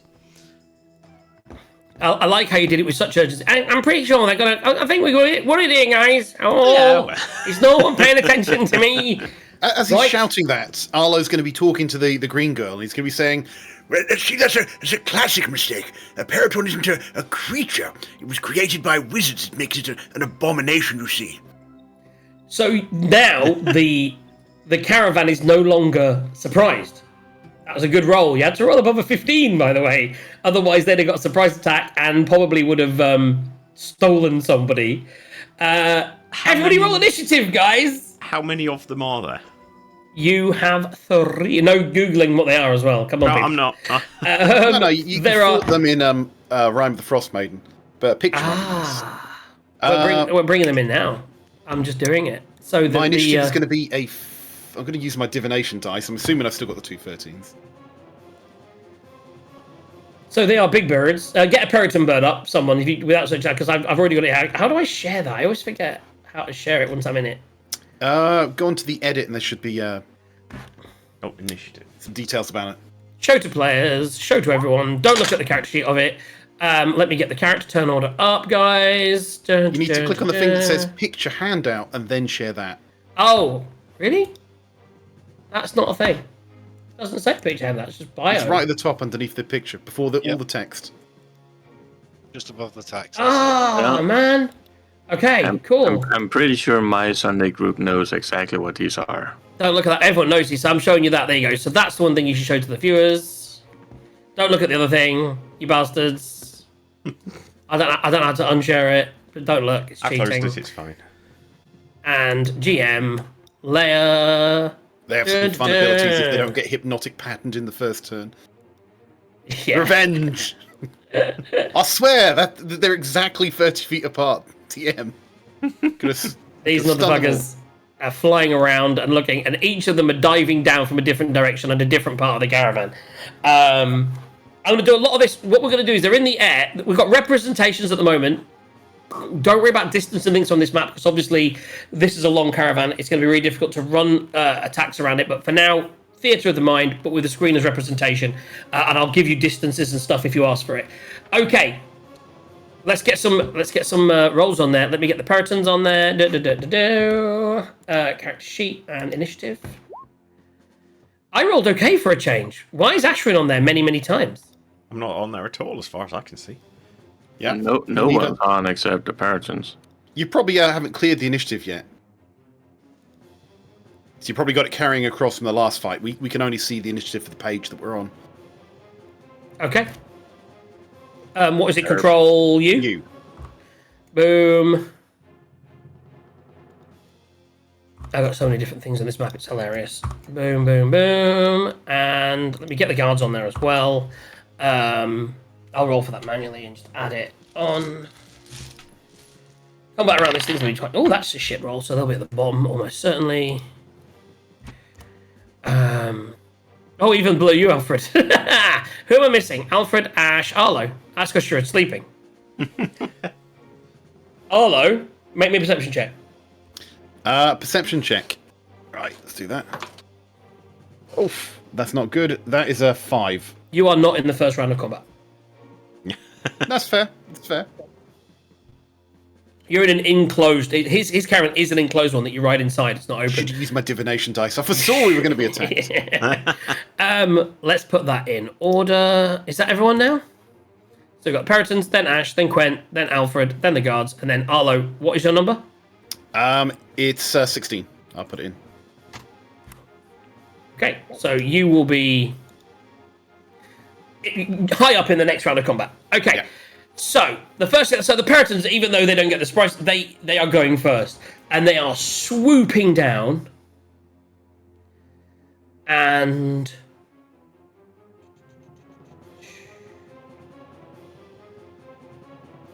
how big are they? I know, you said don't bring up the sheet. That's true. Circle is looking for eagles. Each guy wins for the first prize. I mean, they won anyway, so it doesn't matter. Right, that's what they're looking for. Okay, gotcha. So yes, they are looking for.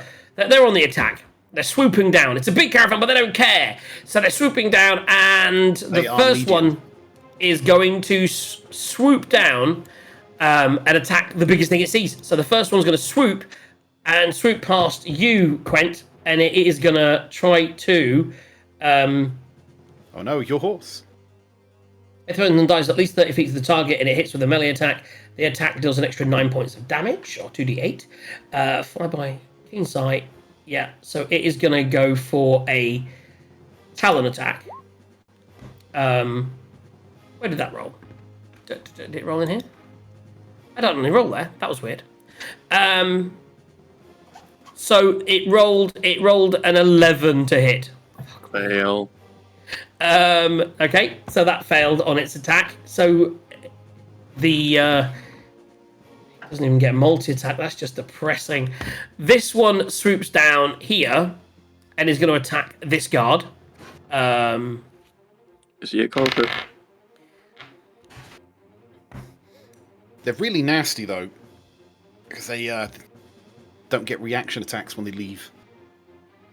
So that hits, and no, exactly that. That's what I like about them. It was 2d4. Let's get some dice out. That's a 1, and that is a 4. So that's 5 plus. 5 plus 3. That's 8 points of damage. So the first guard, and this is the guard that's not on a horse. He's kind of walking down the side. It's Talon that scrapes his face, and he already. This isn't a hardy guard. He's already looking a bit damaged. This is kind of, he was paid to be here, but he's not the best at protection. So yeah, he's not having a great day. Swoops away, no attack of opportunity. This one also flies away, no attack of opportunity. This one flies down and is going to attack Alfred. And it rolls a natural 20. Boom! Come on! Right, fucking there. That's a natural 20, so that definitely hits. And that's a nat 20, guys. So that's first actual nat 20 of the day. And it was attacking you with its it's a gore attack. Eagle, are you using your reaction? Yes, I am. Okay, what is your reaction? Great.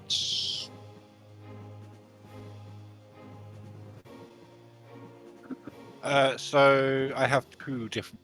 The bottom one. Okay.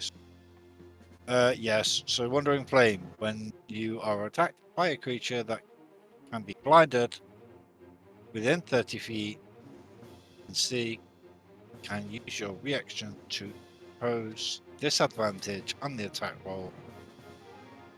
Is that after it's rolled? It must be, because it's a reaction. You can use this feature 3 times for longest. Which feature is it? So Wandering Flame. Warding flame. Warding Flame. When you're attacked by a creature that can be blinded, it can, within 30 feet that you can see, you can use your reaction to impose disadvantage on the attack roll.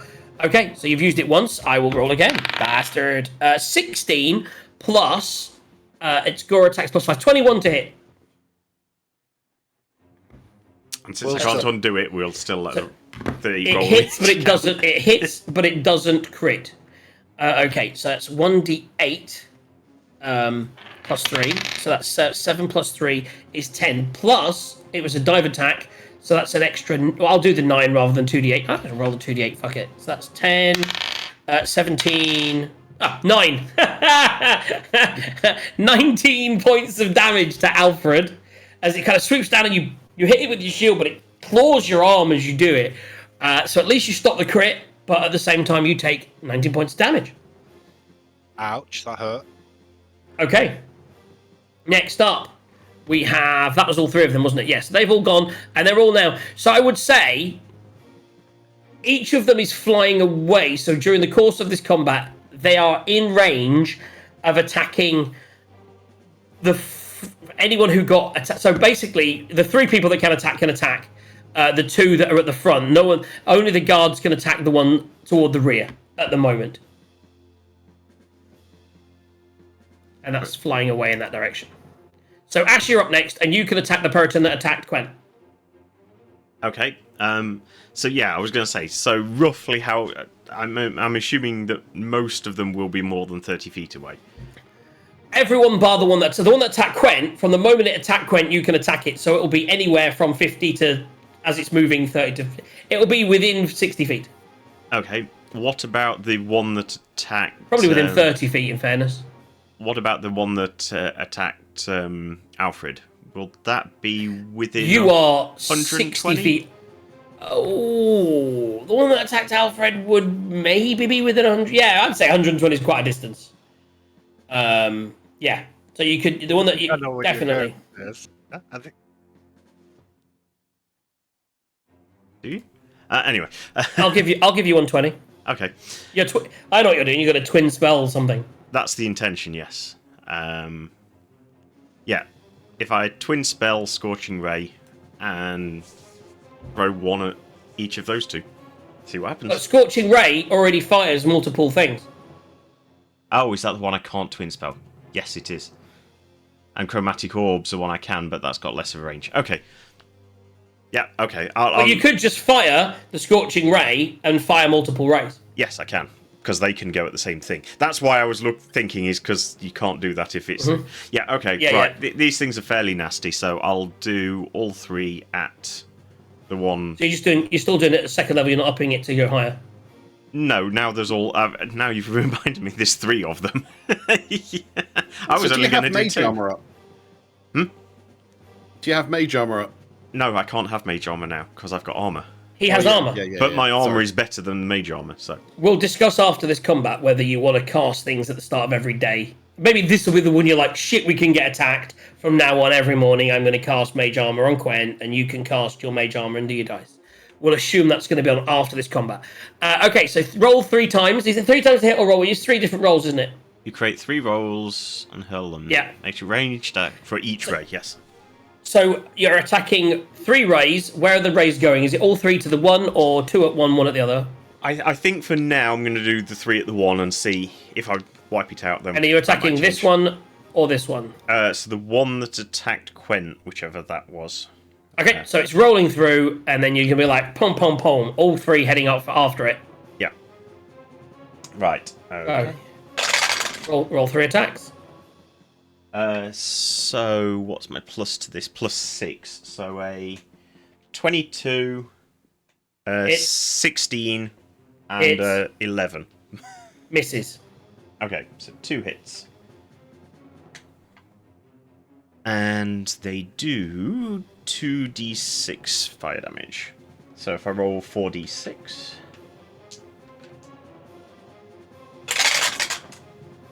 is 6, 12, 14 points of fire damage. Okay, yeah. Certainly takes a hit. It's like, as you hit it going away with fire. Nice. Yeah. Okay. Okay. Oh, look, it's a phoenix bird. Anything else? I don't believe so. You don't believe it. I mean, Hello. I don't see much point in moving at the moment, so no. I think for this turn, that's me. I mean, you could go under a carriage if you wanted to try and get some cover. No, not yet. I've not been hit yet. Okay. I'm that Hello? might change given how much it hurt Alfred, but yeah. Arlo, you wake up. What's happening? Yeah. And you do see that, like, Ensa's next to you going, stay down, we're being attacked. Tex, stay back. I know a thing or two about defense. His fingers crackle. That's your turn. Quent, why are we red? What's going on? It's me. I'm just looking. I'm just checking something out. Forget distances. The caravan is 7 carriages long. Just ask me about any distances and I'll tell you. So currently you've been attacked, and the one that attacked you is going away. This one here, you can is within 30 feet of you, but it's not within melee. But it's within 30 feet. Obviously, this one over here is about 100 feet away, and you didn't really see the one at the back of the carriage because that was right. Actually, you're at the back.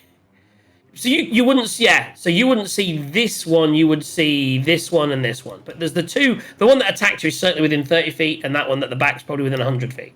Yep. The one that attacked me is going to get a crossbow to the face. Oh, so it's Alfred. That was for Alfred. The one that attacked you is there. Yeah. So you're gonna crossbow it, yeah? And I'm going to use one of my poison arrows on it. Poison bolt. Beautiful. Okay. So you quickly pull out one of your poison bolts, load it in, pull up, pop. Roll to damage. Roll to hit. Sorry. Well, 16. 16 hits. Yay. And it has to do a roll to make sure it doesn't get ill. Roll the damage. And what's the Constitution save? It is DC 13 for poison. I rolled a 15. Crap. So it's pretty resistant. It takes the poison and it shrugs it off, but what was the actual damage? Damage coming in 5. Okay. It is looking bloodied. Yay. It took the fire damage, and as it was going around, took a shot in the wing, and it's now like, it's not happy. Takes us on to Alfred. That hand crossbow really doesn't have much range. Okay. Yeah. Well, I mean, disadvantage has got 120, so. You need an actual crossbow. Hand you can dual wield. Yeah, but only. I got 2 attacks. I forgot. Oh, roll again. Yeah, you would still be in range. So if you got one. Crossbow, fire, reload, fire. Ooh.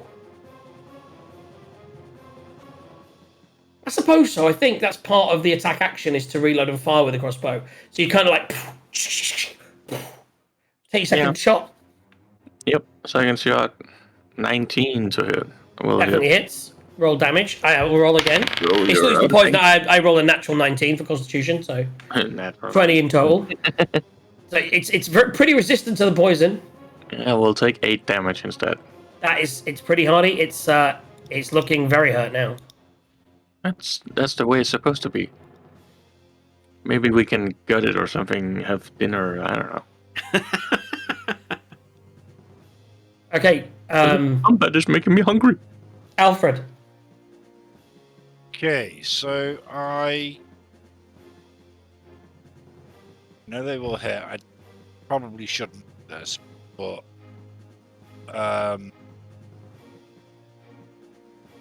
I'm going to upcast. Do it. No one. You broke up. Say it again. Apparently, my isn't. Just talk louder. Enunciate.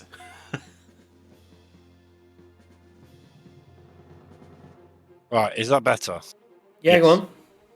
Right, so I'm going to upcast. I can't seem to do this at a lower level, so I'm going to use one of my 3rd level spells. Okay. And I'm going to cast Fireball. So fireball hits an area, and you wouldn't be. It'd be a very difficult shot because obviously with an area effect, you fire and it hits the ground and explodes, or it hits one thing. You're trying to shoot a very specific thing in the air. You could fire at it, but you wouldn't hit. You'd only hit the one bird for the fireball. It would be a bit of a waste. You'd be better off if you're looking at your spells. Just a tip, educational that we are in this show.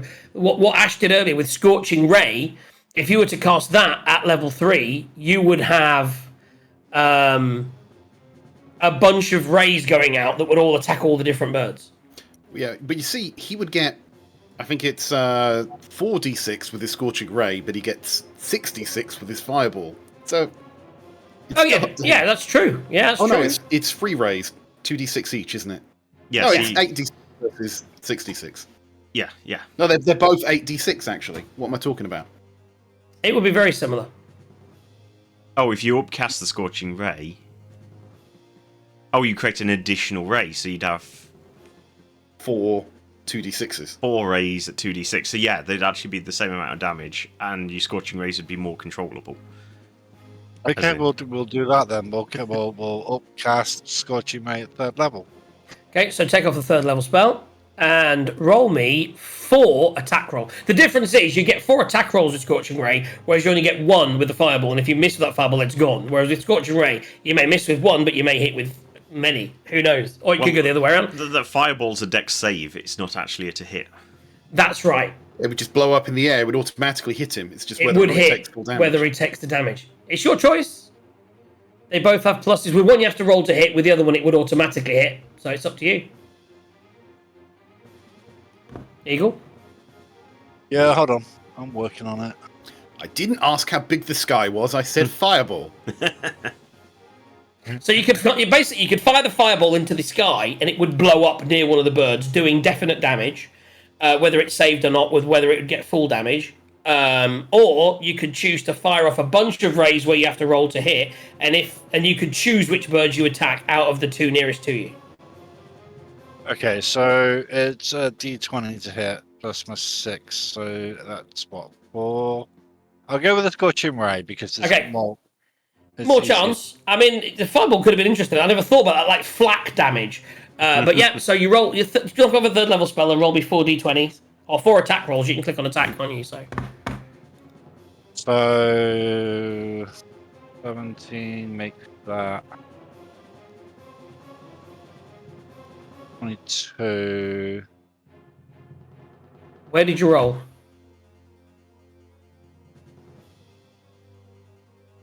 You needed to hit an attack roll on that spell 4 times, yeah? Yeah, okay. Oh, he's just rolled 4 d20s. So if you add No, 6, so just. Oh, and you could, yeah. So what did you roll on those 20s? I didn't see them before they.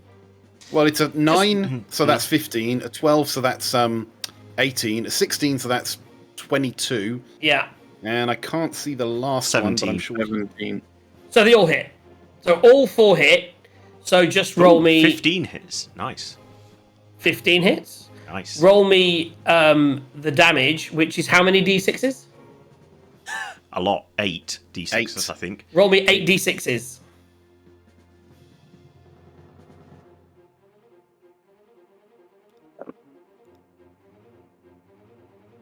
33 damage. Now, what you now need to decide is, are you attacking the one that attacked you with all 4 beams, or are you spreading the beams out between the one that attacked you and the one that attacked the guard on the trailer behind you? I'm gonna do it all on one bird that attacked me, and then we'll go again. Vroomf. Vroomf. It hits its rear. Vroomf. It hits its wing. Vroomf. It catches its other wing, and its now wings are on fire. And this is, Quent has looked at the other one. Now you are like, that really does look like a phoenix. And the last one, boom, hits it in the head, and it has 33 hit points, by the way. That was the exact amount that you needed to roll. Nice. That one, gone. Telling you, light clerics, they're so good. Anything else That's you not want a to cleric do? Anything else? Any bonus actions? Let's see what I have as a bonus action. Bonus.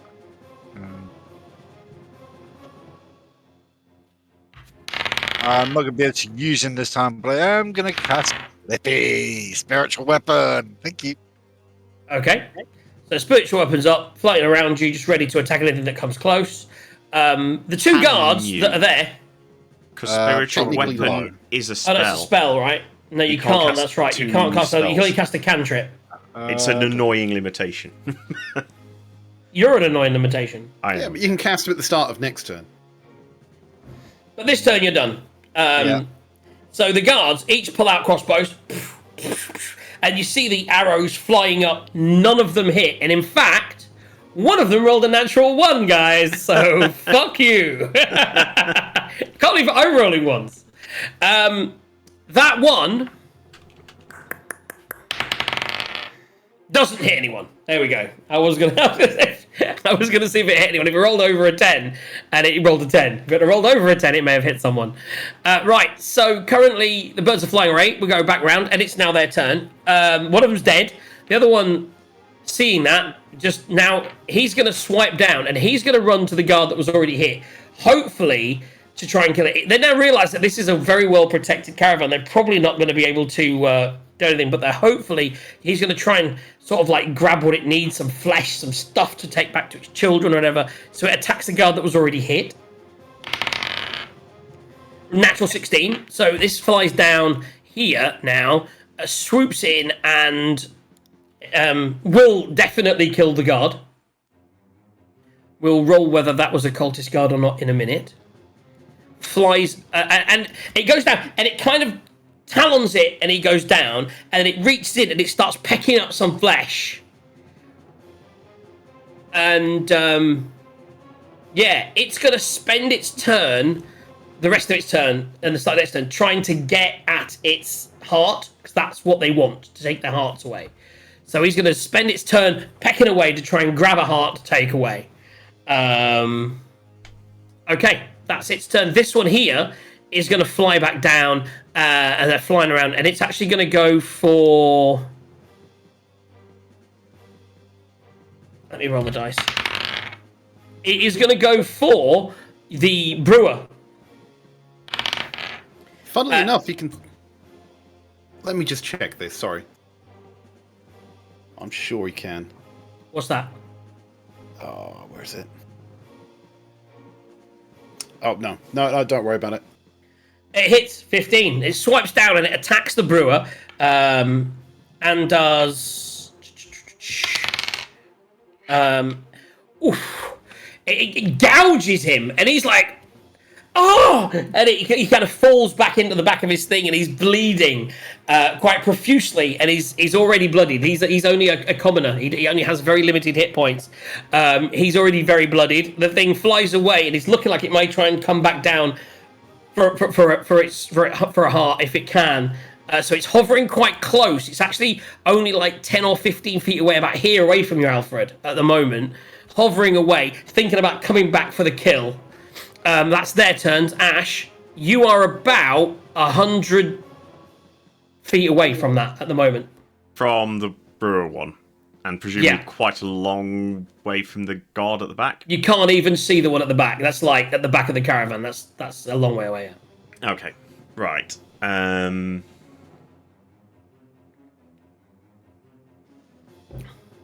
Yeah, okay. I'll initially then I'll let's try and take this one down. So this one that's just attacked and is fairly nearby hasn't taken any damage yet. Is that right? The one that we damaged before is the one that's gone to the back. These are basically 10-foot squares now. If we work on roughly that, but yeah, go on, say that again. He hasn't taken any damage. Well, you haven't seen him. You weren't. It wasn't really part of what you were watching. Yeah, but as you look at it, it looks fine. The one that we had been attacking is the one that's gone to the back. Because obviously I would have seen that, so it's gone, but it's gone right. They're right far circling away. above. They were doing that, but yeah, yes, correct. Yeah. Okay, right. In that case, this one that's the new one, having seen Alfred do it, alright. Go on then, let's upcast this thing. I'll upcast Scorching Ray at level 3. That's how it's done, by the way, guys. Yeah. That's how it's done, baby. Okay, so 4 beams. Roll 4 attacks. Wow, that's 18, 19, 20, and a 2. And a so 2, there's yeah. definitely 3 hits. One's a crit hit and one fails. But, okay. So, let me just put the crit win in channel while... This is the annoying thing, I have to type it. Crit win, Ash to hit. Right, and so... If Roll the crit damage first. Okay, yeah. So, that's 6, double 12. That's 12. And then I've got another 4 from the other 2 Yeah. normal hit.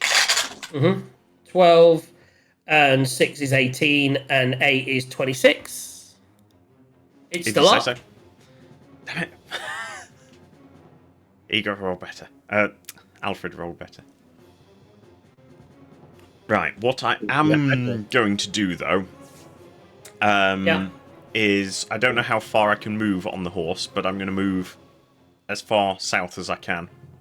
So you're going to start riding down. So we're going to say these are about 10 foot, so about 40 foot movement, so you can move about 4 squares down to about here. 1, 2, 3, 4. You start riding round and riding down like this. Yeah. Is your horse 40 feet movement, I would imagine? I don't know, I haven't got a horse thingy, but that sounds about right, doesn't it? Yeah, we're working on 10 foot squares. I think obviously the back, also this isn't here because the back is an extra 3 carriages away. Yeah. So we can add a little bit for that, but we're approximate distancing. Yeah, yeah. No, I'm Okay, just moving down there, so I've got more things in range, basically. I'll let you throw yourself out the back of the wagon. Boom! You say, "Don't worry, I've got this." Was that boom? My knees creaking as I hit the Yeah, ground. that's it. Crack. You do see Alfred in front of you, who's just his friend is there next to him bleeding, and he looks down, thinking, "I might have to heal this guy because that's what he does, right?" Oh yeah. And then you do see this Periton is like looking like it's about to swoop back down, and as it's about to, boom, boom, boom, boom, it just gets hit 3 times by these things. One of them really catching it in the face. It's like, and then yeah, what do you want to do? Does it look bloodied to me? Very much so. Very bloodied. Why not? I go Adabacadabra or something. Call the Abracadabra. dead. What's the Harry Potter one? Adavra Cadavra. Adabra and lightning just shoots out my fingers. Oh wow. Avada Kedavra, I think. Avada Kedavra. Roll a dexterity saving throw. Okay. Natural 20. Oh, this dice, man. It's 1s and 20s all the way. Jesus. Right, well, I'm going to roll the damage on here because it's easier than rolling the real dice. You could have given me a 13 if you wanted to. 22. It's pretty bad. 11 points of lightning damage. So it's already really crispy, and it just and it explodes in the sky. You didn't heal it? Wow. It is no, dead. My experience with lightning is it heals monsters. Yes. Yeah, they're my favourite monsters. Right. This only has damaging to non-slashing, and you've hit it for only spells of fire and electric. It's resistant to all fucking damage other than that, but yeah. Right. So they're Can both I dead. see anything else hostile? Because I've Not been from where you are, inside then. when this happened. Right. Okay. So if I can't see anything else hostile, I would run over to the injured people, and literally it's my bonus action. Oh, what is the range on that spell, by the way? 100 feet. Okay, because when you came out, you have to just we established that you're 4 and he's 6, so he is there's about 20 feet, so it's about 60. It would have been about 60 feet, 70 feet away, but if it's 100, that's fine. And actually, that hits everything between it and you, right? Yes. You'd easily be able to run out and position yourself in such a way that it only hit the bird. Okay. So since I can't see another Periton, and I don't know there's still danger there, I'll literally run over to Alfred and his friend and just say, Oh my God, are you all right? Blood pressure. Your movement wouldn't get you. That's what I'm saying. The caravans are about 20 feet apart. okay, so I'd run in that direction. Yeah, so you're running towards it. He's there. You've come out. You've given yourself some space. You've fired at it, and then you've started moving toward his caravan.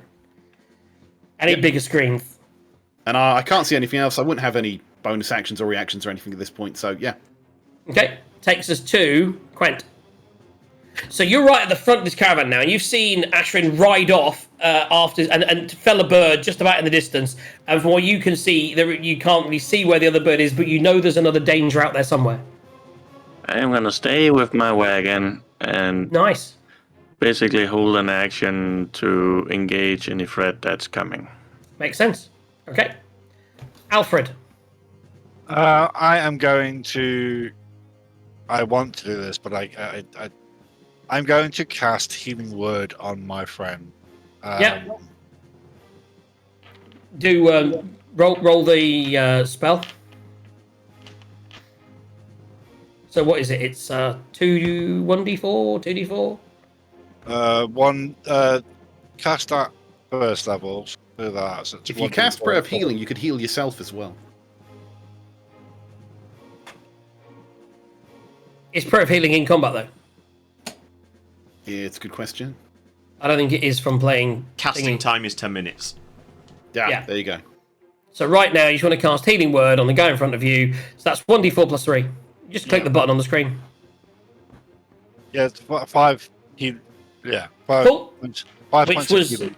that was the damage you took. So you suddenly get this room. You put your hand over it. You hold your symbol on your shield, and you move it down it, and it heals it up. And he looks up at you, going, "Oh, you healed me." And that's that. Takes us to the guards. So this guard is dead. I didn't put that on him. This guard starts to run round, but he only has that much movement, doesn't get a shot. This guy starts to move down. He's going to fire at disadvantage. Doesn't hit. 1 under. So flies by. So this Periton is going to reach, on its turn, it's going to grab this guy's heart, look up, and then start to fly away. Oh, it's down here for their movement speed. Okay, yep. It's flying away and will be out of range in 1 turn. There is a turn left if anyone wants to try and catch it or stop it. Back Basically, to Ash. if I move towards it, can I get within 120 feet of it? 70, 80, 90, 100. I would say, with its movement, disadvantage, yeah. Well, Because at the moment, looking on the 10, he was right at the back, so there's an extra wagon in there. But working on the 10, it's 120. But it would have moved on its movement, because it could. It used its action. Its movement is 60. So it has moved 60 away from you from being over 100. So I'll say you could shoot at it, I'll let you, but it will be at disadvantage. well, I'll let you decide. I was going to use magic missiles because it's already injured, so I was going to go for the guaranteed But the damage. range of magic missile is 120. 120, yeah. It's out of range. You'd have to use something extended, yeah. That's where I was getting at, right. You know, I believe there's a sorcerer thing that will actually extend the range of your spell. Spell if you took sniper. it. I don't think I did. Because why would you? In which case... I've got it with my warlock, man, I think. It's awesome. It means your Eldritch Blast can do like 240 feet or something. It's insane. We're unlikely to have another encounter today, are we? So, right, let's... Does your necklace of counterspell have wind walk?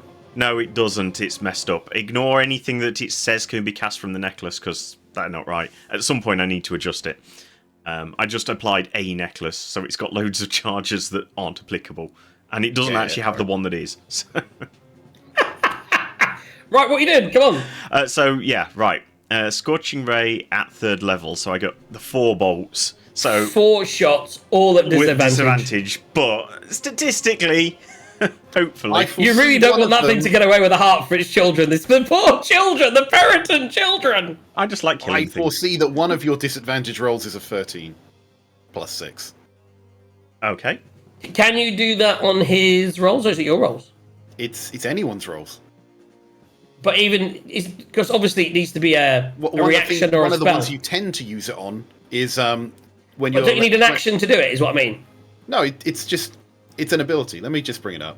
Normally, there's an action or a reaction or a bonus action. Right, because it's seeing the future. Is what it is. No, I understand. You can replace any roll or saving throw or ability check made by you or a creature that you can see. Can I see him? Yes. Yeah, one of these foretelling rolls you must choose before you roll. Can only use it once per turn. It just says special. There's no action reaction. Okay, no, that's fine then. Super.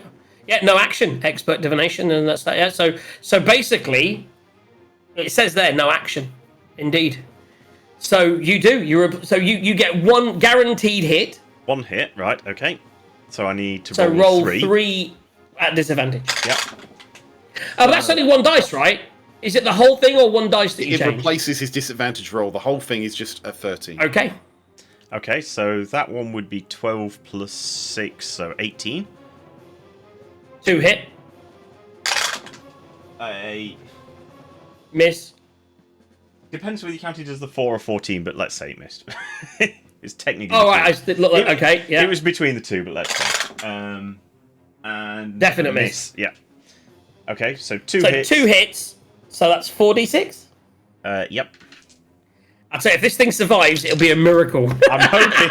I was going to say we had bloodied it before, so hopefully. We need four ones. Oh, Shit! I think that's got it. It had 8 hit points. I was hoping for 4 ones and 3 ones and a 2, maybe. Yeah. No. That's a dead bird. So it grabs his heart and it's trying to. It's like, my children, my children, and boom, boom, boom, boom, boom, and it is dead.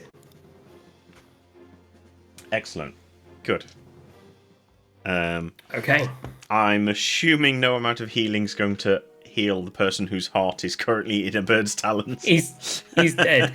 You can revivify him. Wait. I have one that I haven't used yet when we're out of combat. Go on. I have Revivify. If you want to use Revivify on an NPC guard, I will allow it. Yeah. More if you die within importantly, the last minute, the creature returns with 1 hit point. have you got 300 gold pieces worth of diamonds? That is the cost of the spell. And the answer to that is definitely no. You need to get those diamonds now for the next time one of you guys. You want to save Revivify for your party members, really. But you could have done, because it might have got you some really. By the way, because we're about to roll if it was a cultist or not, and that would have definitely got you in with the cultists, raising one of their guys from there. Especially when you've met the guy in the bar already. Oh man, that was such a good idea. But is it a cultist? Quent, can you roll me a d20? 2. Okay. So as you go over and investigate and look at the people from the caravan, which was the caravan at the back, the furthest back. Actually, I should have just done it from that anyway. It was the furthest back caravan, so indeed it was. And you sort of, as you go to do it, they pull him in saying, "We look after our own." And they bring him in and they pull him toward the thing and they try and revive him and they realize his heart's gone. I mean, he's dead. So that is you now learn the rear caravan is a cultist caravan. 2 of 3 found. And he is dead. And there's 9 guards remaining. One of the guards is dead. But we did revenge him. I'm going to count that as a minor brownie point. Okay. So the rest of the day goes off without a hitch. Everyone, they ask the cultists, the people in the rear carriage ask everyone if they mind if we just stop the caravan for a while, and they spend some time putting some rites together, and they actually bury their friend away and do a little rite out of sight of everybody else. Oh yeah, I was going to say Eagle won't help with this, will he? Because again, cultists, not the same god. No, they say they want their own time, their own space. Yeah, they go off and do their thing. Mostly the Imsa sort of turns around to Arlo and goes, "I didn't realize you had such powerful magics," and she's quite bewildered by it. Oh, you do flatter me, such it's a paltry thing. It only looks impressive. I assure you, it doesn't do half as much damage as it ought to. And at the same time, sorry, I got the right chapter. The guards actually, the main couple of guards. One of them comes up to Ash and says, "It's a shame we didn't have you. Well, we do have you, I suppose, to protect. It's good that we've got you on board to help protect the whole caravan. I see that you've been hired by old Sam. I want to get his actual what they full call name. them. 1 second, just what they call them. I see you got Sam the Hoper. He's got you on board. It's good because he could use protection. He's had a bit of a tough time, that old Sam. And this woman, she introduces herself. She says, she's a dwarf, shield dwarf. She says, "My name's Tiet. Just good to have someone with quick wits about them. Yeah." Leaves you pretty much to it. Yeah, I mean, he seems like a nice fella, but he seems a little on the gullible side, and I say that being along that persuasion myself. A little bit on the gullible side, yeah. So yeah, felt like he needed a little bit of looking out of. So Ash, you can mark on your notes that you have met one of the guards, Tiet Skesh, and she is considered an ally now for you helping with the battle. Okay. Obviously, you've already. It goes without saying, really, that so the carriage on the front, the Hope himself, Sam, turns around to Quent and was like, "Oh, thank you so much for staying and protecting me whilst all this was going on." And so Sam is now an ally of Quent. Yay. Obviously, it goes without saying, as you saved his life, that the brewer. So many character names I have to switch between. Bade Shepol, was it?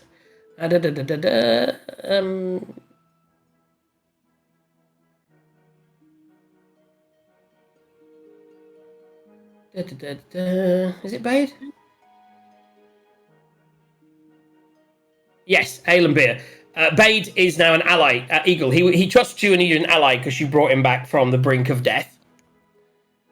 So you can make a note that Bade is an ally. I was just doing a post how his name is spelled, sorry. I'm about to put people's names in the thing. That's one of them. And that's the other one. So that's yours, and that's yours, Eagle, right there. Beyd. Oh, They're allies. I keep putting I's where there's Y's, but close. They do that a lot in D&D. They put a lot of Y's in there. And obviously, it goes without saying that the Imsa is an ally of Arlo from that. You know, Imsa, you reminded me a lot of my daughter. Was she green too? Well, not green so much, but she was innocent, I would say. You have that about you as well. The world hasn't trodden you down yet, I don't think. Don't let it, though. Don't let it. Rest of the trip through the Mia mostly goes without any more incident. Can we take a Periton to eat? Do they look If like you we could want- roast one up? If you want to try, I don't see why not. Like a giant So, in goose. fact, one of the guys already comes out. You notice that someone else has got the same idea. And yeah, that one of them obviously was burnt to a crisp. To be honest, two of them were pretty much burnt to a crisp, but you don't really find much meat on them. But you certainly get one from it. And that night, a feast is had of Periton meat, which tastes like chicken. Everything tastes Little like chicken. stringy, a little bit stringy though, but yeah, not bad. Is that just because we're in the Matrix and they don't know what everything tastes like, so everything tastes like chicken? That's it. I swear, you should be watching that thing, Delicious in Dungeon, where they go into a dungeon and they just try and cook everything. Right. Let me hide the corpses. The day carries on. The weeks carry on. We go through a little bit more time. And does anyone want to achieve anything? Anyone want to achieve anything? I want to go scavenging in the woods for herbs. I figured you would. 1 second, I've got an issue because these guys are over that. There we go. Let's move them there, do that, and then get it away. And During the what none course of of you the... realise is I took nature as a proficiency. Which is hilarious. So I'm in my notes section. I need to go to herbalism. Go foraging, my friend. Forage away. See what you find as you look through the woods. Roll me an H check. Oh my god. That is still a 10. You find nothing in the first several days of travel. Eagle, Yes. you, on the other hand, where did I put it? Is it not in there? I thought it was in there, maybe in here, not in there. There's these moments when where did I put the notes? There we go, Brewer's Supplies. You start to, I need you to make me a, just roll me a d20. Your standard 20 coming Yeah. right up.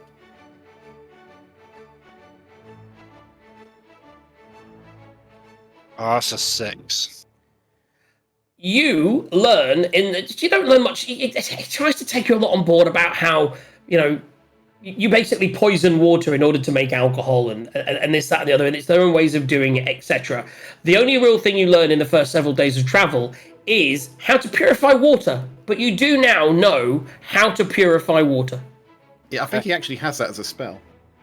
But now he knows how to do it without a spell. He just knows how to purify water using his brewer's tools. So now with your brewer's tools, you can purify, I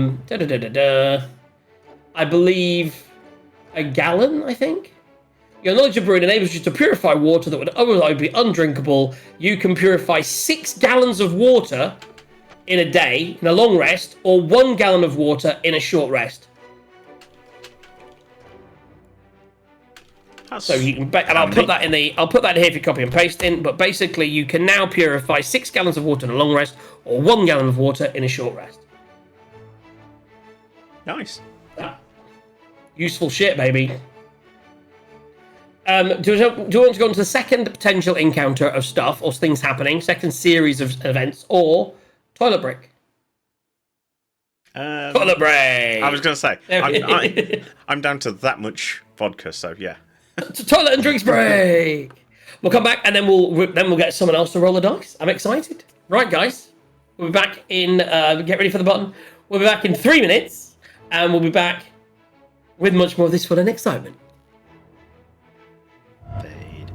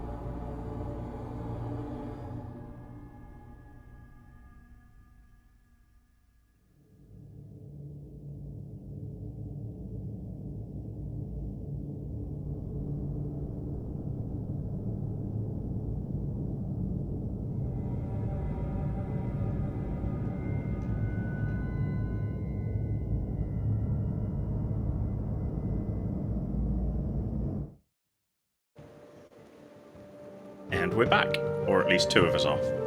3 of us are. I mean, that's 3 minutes and like 25 minutes. Come on, guys. What are they doing?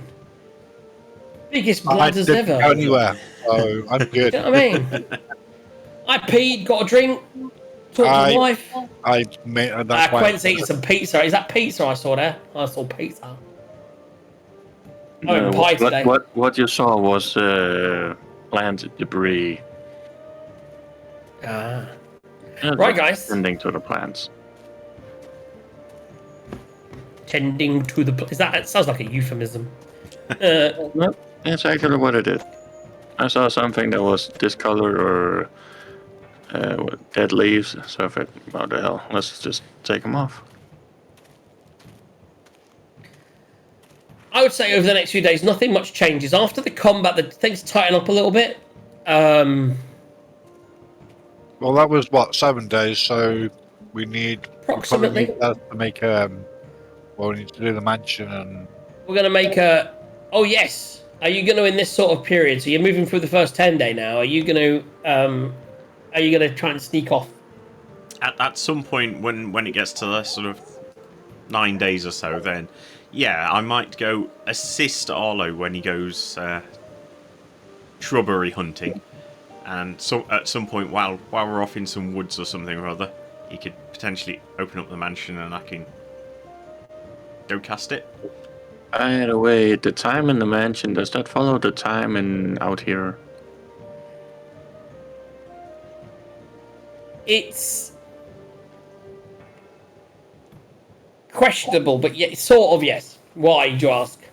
Yeah, just curious. Okay.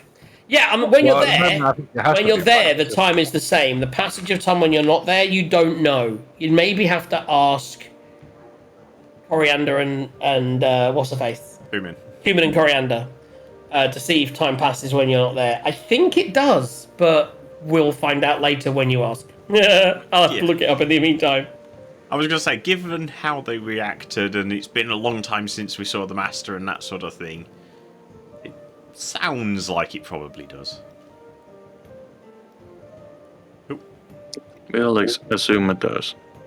wagons are rearranging. Yeah, after a resting session, you do notice that the cultists try and the ones at the back move in front as you get, and they're like, you know, it looks like as they've lost the person. They don't have a guard. They want to bunch up into the middle.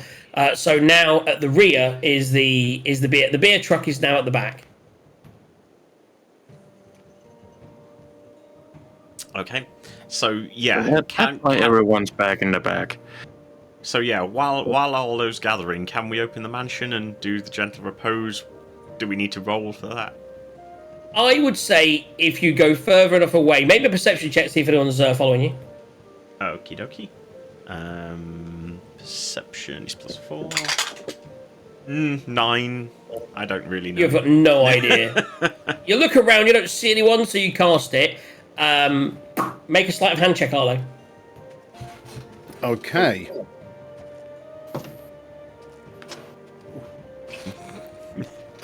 You're not necessarily quiet about 9. it either, so anyone that was in the vicinity may see 1 or 2 people disappear into a hole in space. It's like sort of time. Lion the Witch in the Wardrobe, just a door opens in a tree and we go inside for a bit and then come out again.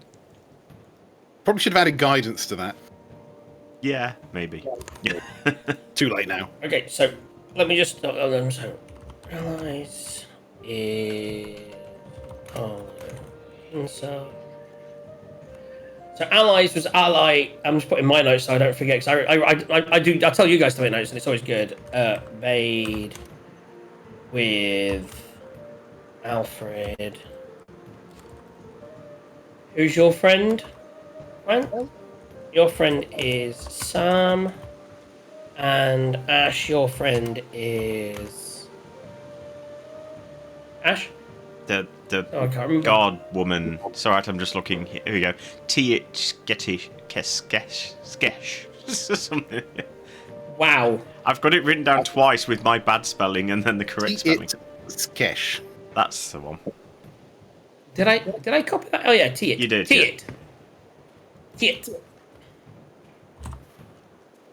Okay. I'd written T-E-E-I-T. I put a hyphen in between. T-it. Okay.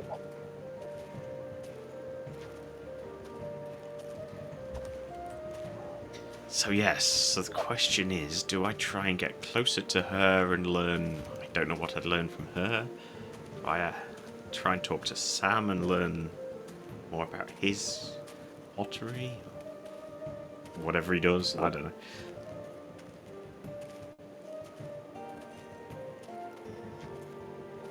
Okay. So while you're pondering that, Arlo will be talking to you. Yes, green isthmus. It's very interesting. I honestly don't know how she turned green. I cast detect magic. Absolutely nothing. She should need a herbalist or something, or maybe a hat of disguise just to change the color of her skin. Ah, I've heard of them.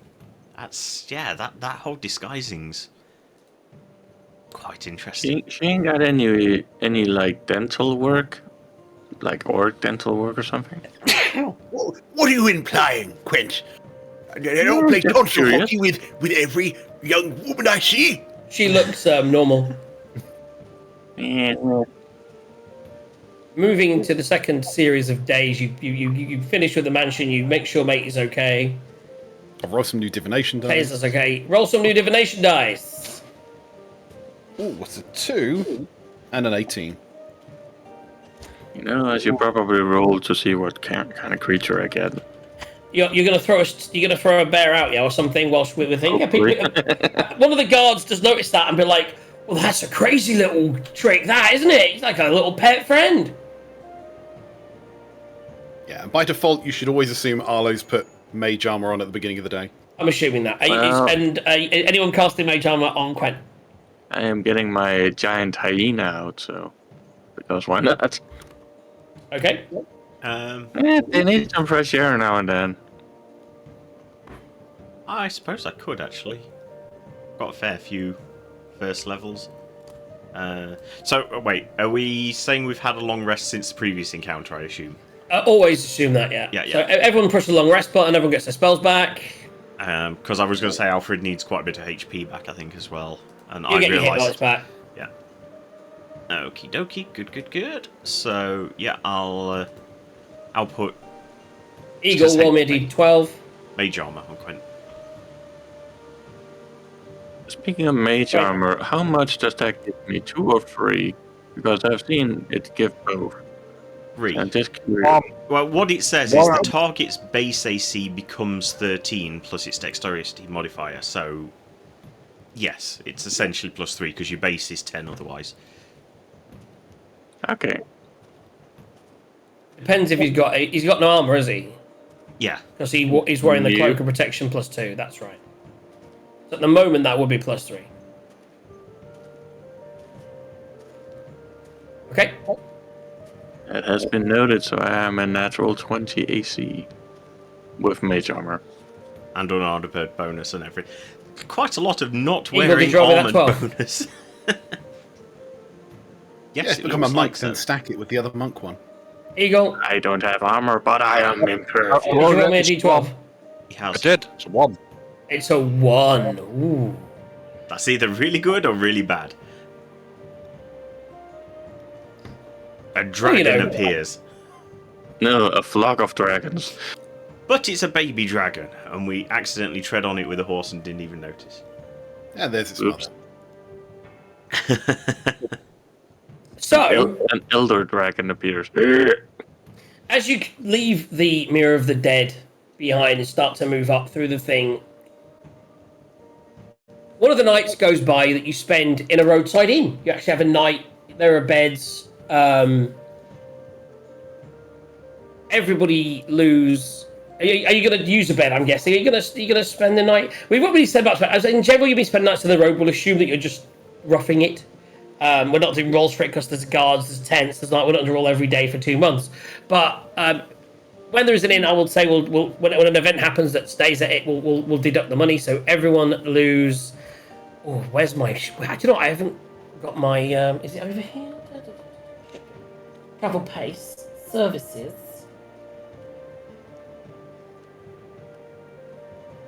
Hate that.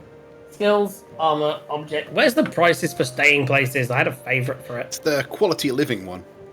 I know. I have it on my... Is it here? In any event, We'll pull it up we get later. the It's cheapest about room they 5 have. silver. We get the cheapest room they have and set up the mansion until morning. That's another way you could do it as well. And I'll let you cast that. So this is the second period. So this next period of like 10 days or so, I would say that you can do your gentle repose as part of this in your room. That would be remove 5 silver rather than I added it for some reason.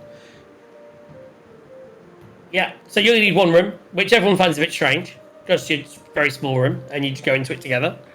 Are Right, the we're very good cultists friends. also staying at the inn? Mm-hmm. Ooh, can Do we we see know which which room they're wagons they staying go? Yes. Can we see It's which these wagons? quite they big come out? roadside inns, and everyone has that kind of area. They do. The ones that you spot get their own room. So that the guard with the thing, you do notice now that one of the other people that was with the caravan, because there is a number of people that are traveling with the caravan, you now spot one of them has now become a guard. So you establish that every teamster had a guard with it, every wagon had a guard with it. You know there were 10 guards, so clearly some of the other guards knocking around, or some of the other people, are cultists in disguise. And one of them has now become a guard. So you've got three of the two caravans that you spotted, both of them as a couple get a room. These are very big places on this road, so it's an inn that's got multiple rooms in it. They don't necessarily socialize together. You may spot a couple. If you want to make me a perception check, see if you can see any cultists hanging out with the cultists that you know. 4. You don't manage to establish that at this event. Ah, nuts. Because what I want to do is put a scrying clairvoyance thing down. Gain some insight into their plans. You could certainly follow 2 of them to see what they talk about at night when they're alone. Yeah, because the idea is, even if you can see them across a room, you could just drop this and then spy. So you want to drop it? You don't want to drop it in their room. You just want to spy on them in the bar. Well, if I don't know where their room is with a 4, Yeah, exactly that. So you can if you want. To be honest, I don't need to roleplay it. I just want to get a gist. yeah, I would say to summarize it, these are low-level members that are guarding some stuff. You gather that they're nervous about what they're guarding. That they've already lost a member of their party to an animal attack. They're worried about bandits. So one of them does say, "Shouldn't worry too much about the bandits. I'm pretty sure most of the thieves in the area know to stay clear of it." That's about it, really. They don't feel that nervous about being attacked, although they are definitely more nervous now. Though less coming out of the Mirror of the Dead, they feel better because they're now on the open road again. They wish that they had their leader with them. Oh, That's what you get in about 10 minutes. I get what you mean by leader now. I thought for a minute the one that got killed was their leader. No, it's No, it was Rezmir. the whole earlier that Rezmir had gone ahead. Yes. Right. Okay. So no one else wants to do anything really stupid like try and capture one and put them in a mirror or... Not yet. I mean, we're only like what? You're only following them. Remember that. You're not killing them. You can if you want. It's up to you. Oh, I mean, we're only about a 10-day into a 2-month journey, so we've Yeah. got a while to go yet. Yeah. So as you start getting to, you get to this roadside inn, and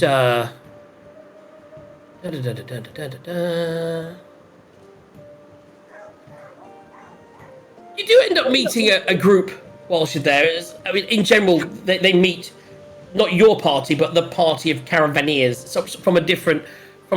You know, some people that join your group. Imsa starts talking with one of them, for example. And one thing that you do notice, Arlo, and you spot this because it's one of your travelling companions. The rock gnome that you spotted earlier is very animated in a game of chance with these 5 humans. They're enjoying a game of chance, a card game between them, and the rock gnome seems to come out of his reverie as he loves gambling, and that's what you spot from that. Okay. I'll walk up to the rock gnome and I'll say, what's his name again? Did we even get that?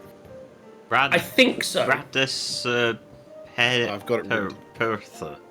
I can't pronounce things if people haven't Radus figured that here. out in God knows how long.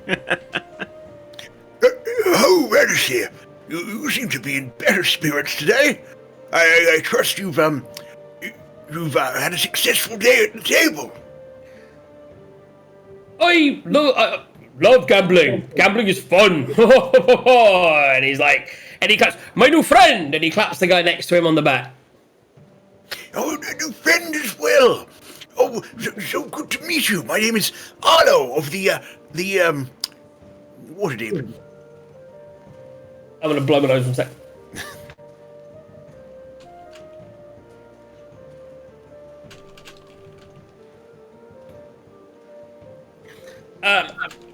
Good to meet you.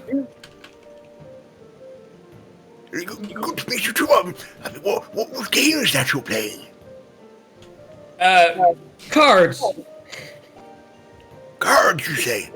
I used to be somewhat of a card player in another life, you know. We used to play Four Dwarves and Queen's Head. Oh, the games you would play. I would love to know the game you were playing and the rules. If we anything to break up the boredom of this trip. Now I've got to remember my card game that I created, haven't I? Do. It's not in the notes of this campaign, is it? Did I do it in this? Did we do cards in this campaign? It was Icewind Dale, I think. I think it was, yeah. So yeah, and he explains the rules, and basically you each roll a dice. It's a very simple game. You actually take 2 d10s. Sorry, 2 d12s. We'll go with. You can roll 2 d12s. But it's like a game. It's basically blackjack with d12s, effectively. And he explains how that rule works. And they have a round, and you're watching. And the rock gnome, Radis has his go, and he kind of rolls. He opens with a 3 and a 2, and he's like, so we're aiming to try and get a score as near as possible to 21. We'll go with 21. And then he rolls 6, which is then 11, and he rolls again, and he rolls a 4, and he's at 15. He goes, I'm going to stay there. And it goes around the table, and the next guy goes 13. He busts. And he's like, and that's the guy next to him. He's like, this no is so. It's quite a canny one with the dice. And then the other guy on the other side of the table is like 17 straight off the bat. And it's like, the pot's mine! And the gnome's like, oh! And he doesn't seem that bothered. He's just enjoying the game and the gambling. Did you want to sit in on a hand? I'll give you a little tip. What's the pay to play on this? A copper? A silver? An extra? And they look around and they say, we'll do 1 gold. 1 gold is he in? And then if you can, if you really want, you could double down that gold if you're feeling confident after your first 2 cards, dice, whatever. Looking at my stat, I am less wise than intelligent. Let's do this. Okay, so 1 gold. You can roll 2 d12s, and you'll play up again. Oh, so the first, and it's the winner out of all 3. So the first guy. What did you roll? Is that your roll there? It's a 6. So you have a 6. So you can choose to double down if you want. You mean split it? No, to double down would be paying another gold because you're really confident you're going to win. On a 6. You can only split 2 of the same number. So the first guy rolls 2 12s. And he goes, oh, that's super lucky. That's the only time you could split 2 of the same number. So although it'd normally be a bust because it's over 20, I now have 2 12s. So then he rolls another dice on each. So he has a 12 so he has a 16 and a 17. He goes, I'll take those. Whoa. So he's got player number 1. So Radisir has a 16 and 17, the rock gnome. He likes the numbers around there. And the other guy, because one of the guys has moved away to let you play, so we're not fucking constantly rolling. He rolls very similar to you. He rolls a 1 and a 6. He's rolled a 7. He goes, so what are you doing? Are you going to double down or are you just going to go? I'm doubling down on a 6. So just roll me twist. Roll me a D. Roll me one of them again. Where are they? I'll just roll another again. So that's 11. It's a good number. No. So you can roll again, or you can hold on 11. Oh, one more. Oh, man. Oh, snap! And then that's what he goes, oh, snap, that's so unfortunate. So then he's got his 7. I've got a 17 to beat, have I? So I need a 12 now, it'll be good. Oh, that's a 4. That's 11. I'm where he was. I still want a 12 now, though. Oh, another 4. I've got to keep going, otherwise I'm going to lose. And then he rolls an 11. He goes, ratty again. You've got me money back this time. He loses when he wins when he does. So you take yourself 1 gold out. Yep, we'll do. Did you want to play any more games? If you do, we can just do a general roll for whether you win or lose. Okay, let's say, because he's not very wise, he wants to get into this, he'll play another game. So you decide to sit there and have a few rounds. Just roll me a D. Roll me. Have you got? By the way, do you have anything that can assist? For example, Yes, people it's called have the divination dice, and if I saw I would do very well today. And do you know what? With your divination skills after that, what were your 2 divination dice today? It was a 12 and an 8. I reckon you could probably fix the cards, but by trying to fix, I will get you to make me 1 sleight of hand check. Because it's not fixing, it's seeing the future. That's correct, actually. So It's you're able to knowing whether I see should walk when the away or right keep cards going. come. With your divination dice, I would say roll me a d20 at advantage. Oh, that's a crit. Natural fucking 20. oh, dude. So now roll me a d12. Roll me a d12. And I think that's a 5. You win 5 gold during the course of the evening. You foresaw it well, and that's a D. That is a crit success, so you can put that in for cards. You sit there, and after a while, you really get the hang of it. And yeah, between you and the group, you sit there, you walk away with 5, and they're like, I don't know how he did that. He was so terrible in that first round. I don't know how he managed to walk away. And you walk away with a smile on your face at the end of the night. I will do. Ashton, they have this fantastic game downstairs. You should try it sometime. Very, very easy. Deceptively easy, but very Profitable, as he says, chinking his gold in his hand. Yep, waters for everyone. Yeah. Okay. I mean, I've never been very good at games of chance. So might have to have a go later on in the thing, but I don't want to get into it too early because I tend to get a little addicted to things and I'm just not very good at it. Well, next time we stop at a tavern or something, I'll sit down and I'll teach you and Quent and all the others, and we'll hustle some people. We'll every summer or something we'll go to some casinos in Waterdeep and just break the bank. So the night goes off without a hitch. 5 new members seem to be knocking around with the caravan, and the next morning when you go out, each of you go to your variable places. And Arlo, Yes, DM. as you approach, just gotta get this right. I've got the right people. Characters. No, it's not in characters. It's in chapters. As you approach Enom, he comes out. He goes, Arlo. You said you had a horse, right? Oh, yes, Bessie. Oh, I was so worried that something would happen to her on the road, but she's safe. He comes up to you and goes, I mean, I don't want to be awkward about this. He goes, but wait, I met these lovely fine fellows, and they've said that they're willing to protect this specific caravan all by themselves, but I would need to give up one of our berths for them. And then one of the guys that lost you the night before kind of walks and smiles, and he's like, and hands over just 1 gold. And he goes, I'll obviously return your money, and he gives you your 5 gold back, but you know you can no longer travel in his caravan. What is this? Preposterous! Where would I meant to stay? He goes, you've got a horse, and I mean, I know that you could ride along with your friends and that, and it's just that they're going to protect me. Well, obviously, we've already been attacked, and I'm just super. I know that you help with that and everything, but your friends. What can I say? My hands are tied. And you do Sure. notice that these 4 guys are now. The 2 of them are stood on top with him, and he appears to like they've got gleaming shields and mighty swords. Make a perception check for me. That's a 7, I believe. They do look like they're really going to protect his That's carriage. a 4. They're going to protect him, and it's just, you with that roll feel safer having them with the caravan. And you may need to pull Bessie out of the mirror. I'll put myself in the mirror.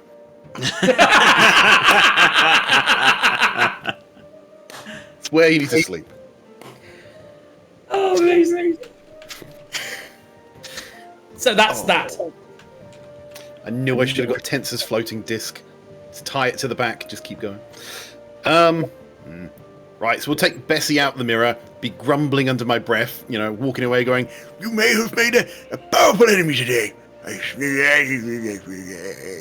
just grumbling away. The next sort of day or so passes by. Reset all your stuff. Give me obviously everyone's got the mage armor, everyone's got the same AC, everyone's had a long rest. You read divination dice. 6 and a 9? Yeah, 9. Roll me a new animal.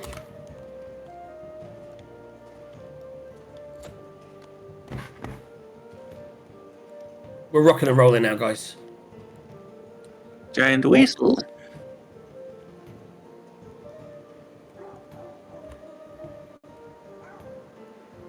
Just curled up around your shoulders because you're giant. Anyone want to achieve anything in that last period? Do you want to do me a quick, Arlo? Do me a quick DC check for foraging whilst you're foraging. Ooh, that is a dirty 20. Dirty 20. Okay, so make me a. Let me think. Roll me a d20.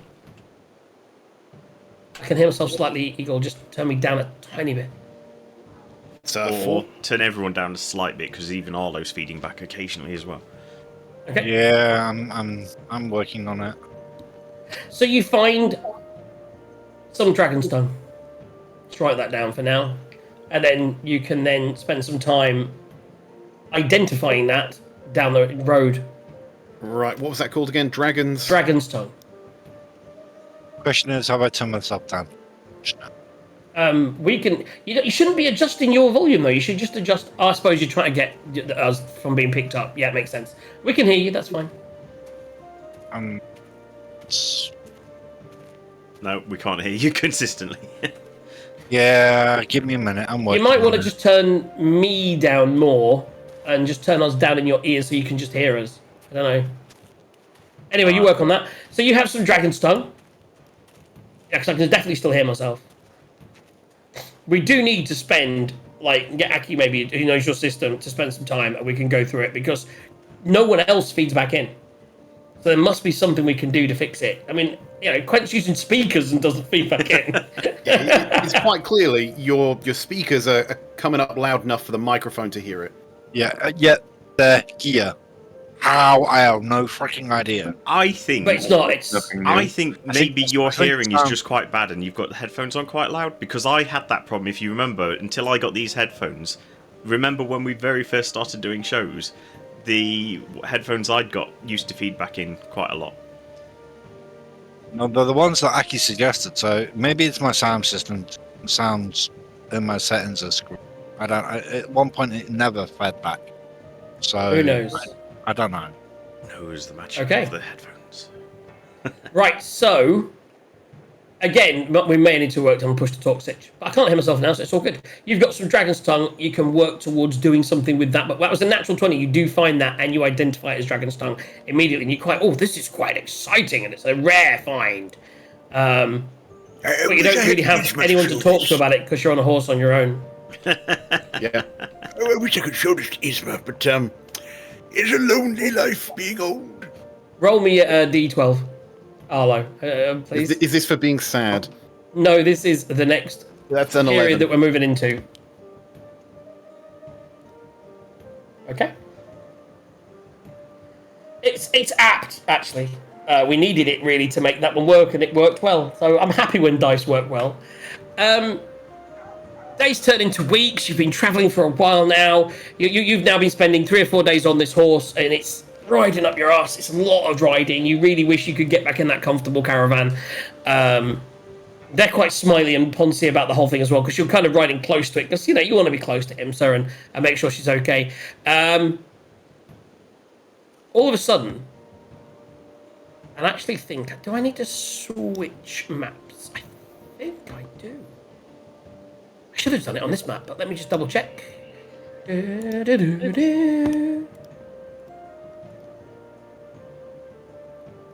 Because this will give us a much smaller area. That will only give us that and that. Okay. It'll do for the new moving here. So as we focus on a small area of the caravan, we have, so let me get this right. This is now going to be on the States how the caravans were. We've got the brewery guy at the front, whose horse. What? By the way, quickly, if you could make me a. You know, you don't need to. One thing you've noticed a little bit, Alfred, is he's a nice guy, Obeyed. He's friends with you, and he's teaching you some stuff, and we're going to find out what you learned after the next encounter for this period. But he's not great with his horses, or horse. You're glad that you decided to ride your horse rather than let him rear it. He doesn't attach the things very well. They seem to chafe. His horses seem a little bit... a lot of people have mentioned it as well now. Within the party, everyone's starting... You know, it's like when everyone knows everyone, right? All of a sudden, you're traveling close together. Rumors start about who's hooking up with who, and you know, people start talking about the crazy wizard that goes off into the woods to search for mushrooms and things, and wonder what he's up to. Disappears into trees. There was weird noises the last time that he went out there, and they don't quite know why. Did you see the people? They all went in one room. What kind of sick, sadistic stuff are they getting up to in that room together? That's just people talking about you. People start to talk a little bit about the cultists that keep themselves to themselves, and we're going to roll again in a minute, see if you can identify their final thing. But it is becoming more obvious, the people that are keeping themselves to themselves as opposed to everyone else. So you do notice that, and a lot of people have talked about his it's not that he's mistreating animals, it's just that he doesn't treat them very well. And he's at the front on this day, because it will move around, and he's pushing. So you've been at the back, and now you're at the front. And behind you is, Arlo's there off to the side now, because he's moved away from there. And you imagine that on this screen, around here would be where the traveling with Imsa would be, but this is this is Sam's thing. So you've now got the 4 of you kind of gathered. Let me just grab Alfred. It won't let me because the bloody thing... How do I move to back, right? Drives me up the wall. To back. There we go. Now I can grab Alfred. So Alfred, you're... Really? To front. So you guys are here on this thing. He's actually riding and you're taking a minute to just sit. It's facing in the wrong direction, but you know what? We'll go with it. And his horse. And you guys are riding in the one here. And as this is happening with you guys at the front... I need Alfred and I will say Alfred and probably Ash to make perception checks. Okie dokes. And Quent, because he's on that side. 16. Perception. 9. Perception, you say? Well, 12. So Ash, you're able to see movement in the trees up ahead here. You're not able to make out what it is, but you do see movement in the trees. And you see movement in the trees, a lot of birds take off. But this seems... It puts you on alert. Let me roll for that card. Oh, Jesus. Did you do anything? I mean, if I'm fairly near Quent like that, I'll just give him a quick nudge and go, just keep an eye on that tree. I saw something move it. I know it's a tree, but it just doesn't look quite At which point, you do. So all at once, you spot these guys. No one sees this over here yet because you guys are terrible at rolling. So these two guys, these are Ettercats. They're kind of so what do? I go. Look, I've got to get this right this time, and not send you the whole thing. So Ettercaps. I click on it and then I show handout right in bio. There we go. Player handout. Show to players. Show to everyone. You can get this on the screen.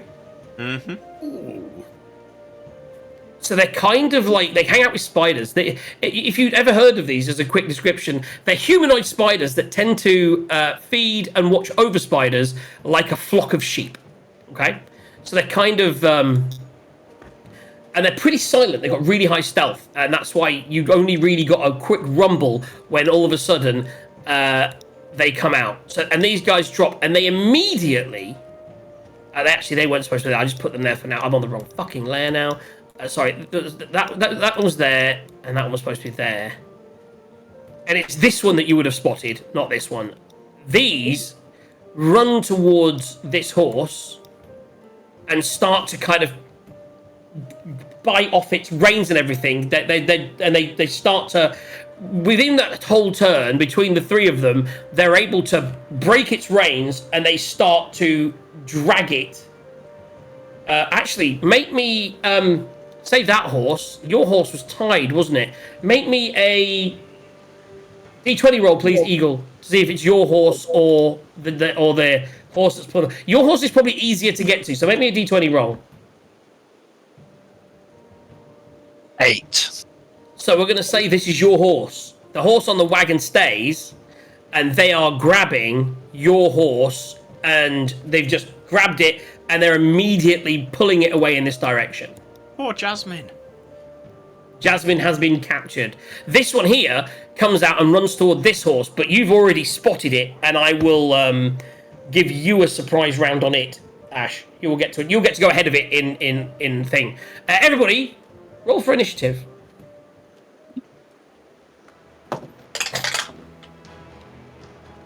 How is it 10 past 4 already? Where did that time go?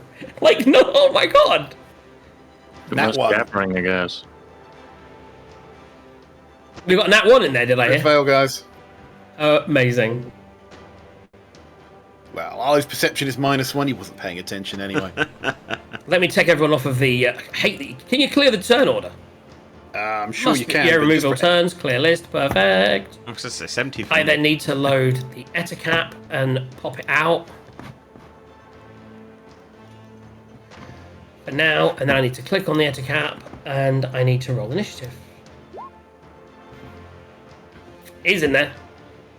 Let me add each of you guys. So it's control you, and you, and you, and you, I believe. I will also add a guard, who rolled very well. Okay. I think Eagle might have rolled a little too well. 178 Eagle. Arlo? Yeah, no, because I was trying to do it and. Yep. Oh, Yeah, is that's actual 0? Oh no, what is your dex 3? Yeah. That seems really, you've got a +3 dex. Well, I could have gone with more health, but I went with more armor. Okay. Yeah, he's He's a a frail man. Not a strong old man. It goes with That's coward. fine. He's old. He's frail. It makes more sense for him to be fast than tough. So they've managed in their round that they had to get this horse, and I'm going to give... It's basically going to be one turn that you've got to stop them getting away. The next turn they will be able to whisk the horse away. For now, it'll lead to more, don't panic. But right now, in this combat here, and what the guards here, by the way, yeah. That's fine. Carry on.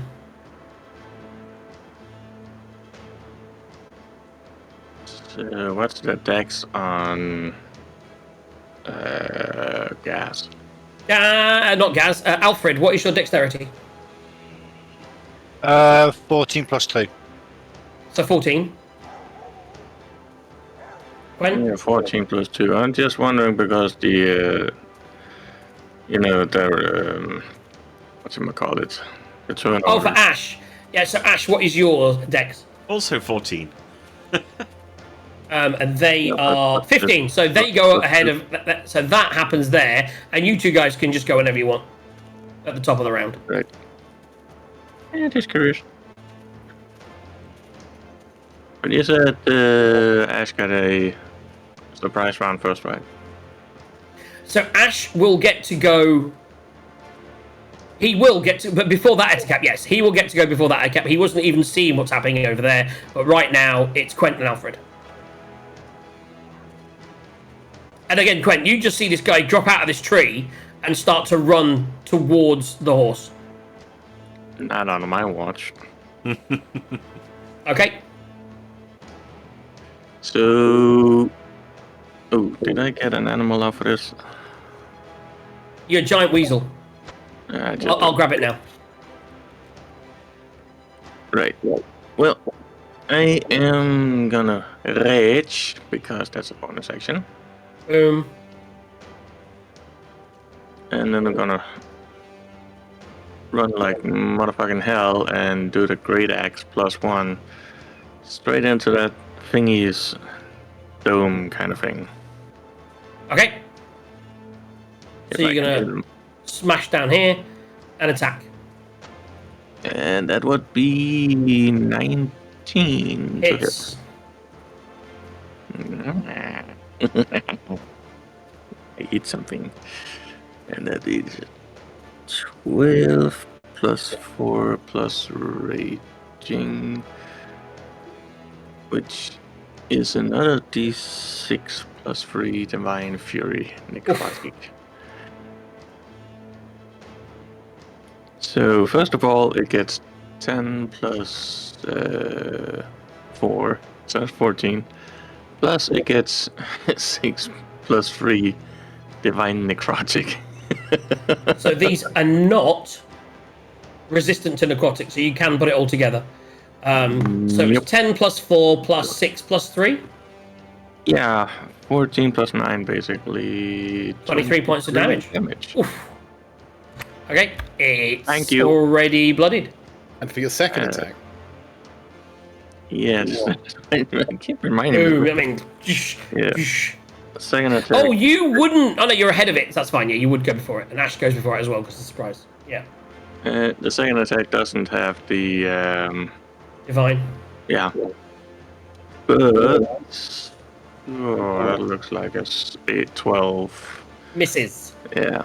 Oh well. The weasel, though. You can't... You raged. Yeah. So the weasel will just hang out this turn, and you can command it next turn. Okie doke. Takes us on to Alfred. You've suddenly seen them grab your horse and start to like drag it away, and they're like, as the three, they've lifted it, and one of them turns around to do something, but before he can do anything, it's your turn.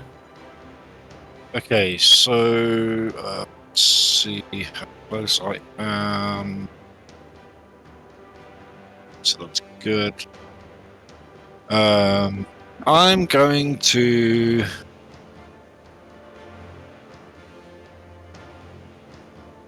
I'm going to upcast because it'll catch everything. So I'm going to upcast at 3rd level. Yeah. I'm going to command them to halt. And that should catch every single one of them. Ooh. so they're going to freeze for a turn. Possibly for one turn, but you have to. So it's a DC It's a 14. wisdom, wisdom 14 saving throw. You can speak one word, so you're saying halt, Halt, yes. and you're commanding them to take that. Yeah, that's fine. And that is cast at 3rd level. Yep, which should catch every single one of them.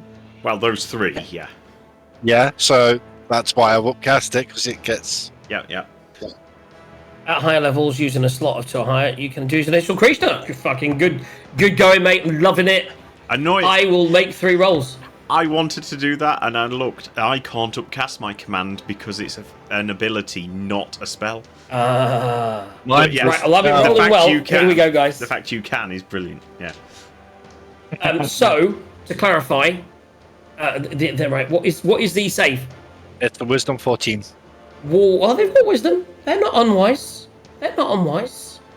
Sounds Here we like go, death, baby. Jelly. Here we go. Here we go. Here we go. That's a 4. Did it save? That's a natural 1. Well, And that is a 16, so that's fine. So 1 succeeded, 2 failed. So like 2 of them just stop, and then the 1 is so 2 of them stopped and halt, and the other one is stood there and he's fine. Good thinking. That's giving you another round of combat to get other people to stop it happening. Otherwise, they'd have just after your turn disappeared away. So good thinking. That's why I did it. Yeah. And I do have a actions bonus action. I even no. I mean, it does say spiritual weapon is a bonus action, but It's a spell that you can't cast 2 spells at the same I turn. know. I get that. But Yeah, it's What have we quite done then? annoying. As Glam, it's certainly quite annoying because I want to be able to cast Healing Word, but Healing Word is still a spell. So well, maybe we'll have to get together because I have healing word. But I have to be careful how many times I use it. Okay. So that's your turn, yeah? So that's Yep, the I think that's me done. I don't think I can do anything the else. guard would look across, but he would see the person next to him. He would step in and attack with advantage because it's already Jesus Christ. That's a 6 and a 16. So he hits. The guard would just have that. So let me just do that. That's 5 points of damage. It's still up. It takes it to the cat's turn. So 2 of them that halt just stand there. For 1 turn, they don't take any actions. The one that didn't looks at his friends, and Please tell me it's the one that isn't doesn't have the power. speaks in a weird language, maybe, but he wonders why. And then he is going to cast web on the entirety of this I here. knew that was coming. Yeah, The you moment you did. said spiders. Spiders. So the web is range 30 feet.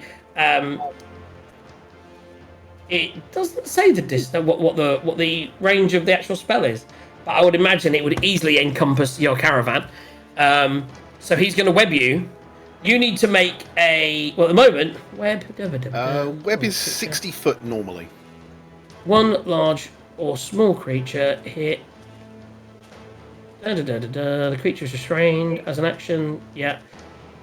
So you are currently webbed at the moment. On your turn, you can try and break from that. Oh And no! This is when- a ranged attack with this. I actually have to roll to hit. Oh Jesus! Doesn't bode well against fucking the big guy, does it? Does that mean? Oh, 18 plus 4. 21 to hit. 22 to hit. Will hit. So you are restrained. No damage, but you are restrained. Currently, you're basically webbed in position. You got 2 of them with Holt, and then it went to you and went almost like you hear it say something, which is probably like Holt you as well, and it's just like you're just stuck there in place up against the caravan, and you will need to use your action next turn to try and break from that. And he is gonna sort of keep trying, but I would say without the 3 of them, he's only able to kind of move it that far. He doesn't get that far with it. He's kind of like now dragging it away, hoping that not that everyone else is busy with the other attack and he's able to get it away. That's his turn. Takes us to Ash. Has already been? No, you haven't been yet, have you? I haven't been. So I go, and then the one near us goes. Then he goes. Yeah. So yeah, you've done the 3 at the front, and then right. I kind of want to go save the horse, but this one's closer, so You can't see it. The horse. You can't see it. It's on the other side of the wagon. I think I'd have an idea Because they'd have obviously Maybe. come in from this side, but I think I'd still attack the one closer first. Yeah. So, yeah. Let's attack this closer one. It worked well last time, so I'm just going to cast... Does it look bloodied after Sarge attacked it? I think It is bloodied. Yes. So, in which case I'm going to normal Scorching Ray it. So 3, right? So 3, yes. Roll 3 attacks. Because you're gonna steal my kill. Probably. But then you can go kill the others. I plan to. So He ain't I'm stealing guessing, shit. I'm guessing an 8 doesn't hit. 8 doesn't hit. I'm guessing 12 probably doesn't hit. 12 doesn't hit. I'm guessing 25 does, though. 25 hits. Right. Okay, so... For the face. 2d6. 2d6. It's definitely not dying. 7 points of damage. Okay. So, like, it's hit by 1. The other 2 go off into the distance. The guard ducking out the way. Oops. Do I want to move? Probably not. Now I've got eyes on Quent's in combat. Oh, I mean, I want to, but I'm not going to. Right. I can see the ones. Is that showing up? Yeah, I can you can see the certainly ones down see here. that. Yeah, you can see that. You see the horse getting grabbed, and they're starting to take it away. You heard a command in front. You're not quite sure what it was, but 2 of them seemed to stop. Then the other one turned around and cast web. Okay, right. So 1 second. Orbital bombardment. No, hypnotic pattern. Boosh. I thought you were just going to cast fireball. I don't have I didn't ask if there was a friendly horse. I just cast fireball. I So was hypnotic tempted. pattern. Nice. I was very tempted to get to about there, with a bonus action as well, and then lightning bolt like that. But I was thinking I might take the horse out in the process. Yeah, exactly what I'm saying. That horse won't have a lot of hit points. Right. So. Okay, so hypnotic pattern. What's Right. the save on that? One of them, by the way, can just automatically fail with the divination dice. Okay. That's The other one succeeded. One of them. Okay, so what I'll do DC is 16. I rolled a natural 20 on one. I rolled a 5 on the other, and I failed the other. So one of them succeeded, but I didn't really think about which order I would do it in. So I'm now going to roll a d6, and I will say, obviously halved, and we're going to say from top to bottom it's 1, 2, 3. Eagle, roll for your horse. An eagle, roll a d20 for now. Okay, so this guy, 7. he's horse is definitely dazed. hypnotized. Is that a concentration, by the way? It is. I thought so. I'll put a marker on me. Just because it was on the thing the other day. It was on Roll20, and I didn't realise it was. I don't think we did it as last time we did it. I don't think we did that. So they're the ones that are currently charmed for 1 minute unless they're slapped out of it. Yeah, there you go. There is no more saves. Right, I am going to cower behind the wagon. Okay, that's your turn. I'm literally using it as cover, so that's a +2 to my AC. Quent, Ooh, my turn. Yay. I am assuming the weasel kind of sees what I'm doing and just does it on its own. Nah. so you have to use a bonus action to command him. Okay. Well, at least it's a bonus action, so that's a good thing. I mean, once Yeah. you've commanded him to attack, he will then carry on attacking unless you Correct. use another command to do anything else. But yeah, given that you haven't actually told him that yet. Well, I'm gonna use my bonus action then to command the weasel to attack that thing. Okay, so roll to hit with a weasel.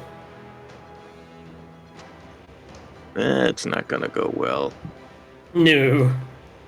Even though it's got +5 to hit, 9 is not enough. Wrong button. Sorry, guys. There we go. Let's get some new action music. So instead, I'm gonna step up with my giant axe. And Bosh, bosh. I still got 2 attacks. Swing to hit. So first attack. Coming in with a That's the fucking... That money's just going up and away. I mean, I can't imagine it's going to survive this. Judging by he took 22 points of damage on a normal hit last time, and he has 9 hit points left. Yeah. So, I mean, that is. Well, you said last time was what, 22? Yeah. This is 21. And doubled. He's just say actually he's that dead. He can't even be raised by his friends if they had. What's this? Yeah, they couldn't even heal him. He's dead. He's just cleaved in half, basically. So first hit, he's cleaved in half, and you now see this pattern up in the distance. And you had seen a commotion over there. You're not quite sure what was going on, but you do see one of them that was running is just standing. You can probably see this one on the through. Yeah, you can definitely. Well, maybe you would have maybe seen. You can see the hypnotic pattern over there, and you're not quite sure what's there, but you can move in that direction. Investigate if you want. I will definitely move in that direction. Okay. So you now see what you see. You see those 3 guys dragging away a horse, but all of a sudden, a few of them are just stood there looking up like this. Okay. Yeah, Weasel's got 10 feet more of movement, but he's already done his attack, so... You could, for your second attack, if you wanted to throw something, you could throw something. Yeah, that's true.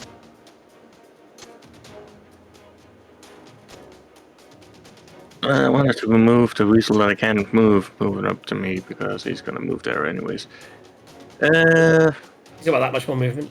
I got a choice of javelins or hand axes. They have the same hit DC. I would say the javelin you would need to pull out because you're holding your big axe. But I would say whilst you're holding your big axe, you could reach to your belt, pull a throwing axe, and throw the throwing axe. So yeah, do a throwing axe. Yeah. Make him throw his actual axe.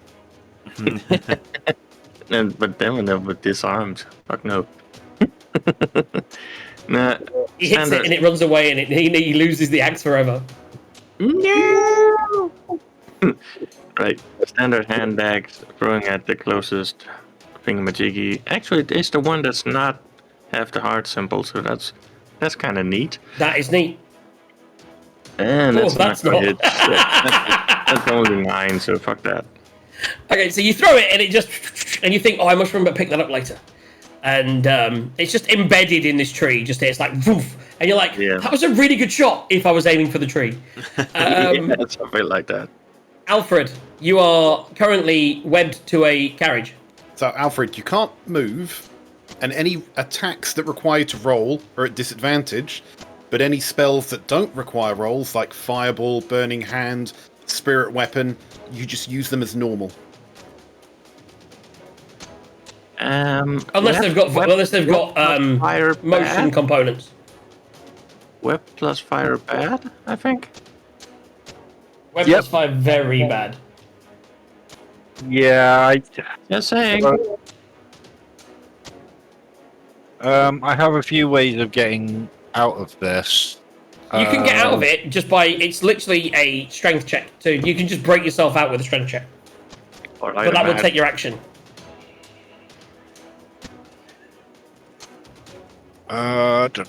Yeah, okay, we'll do the strength check.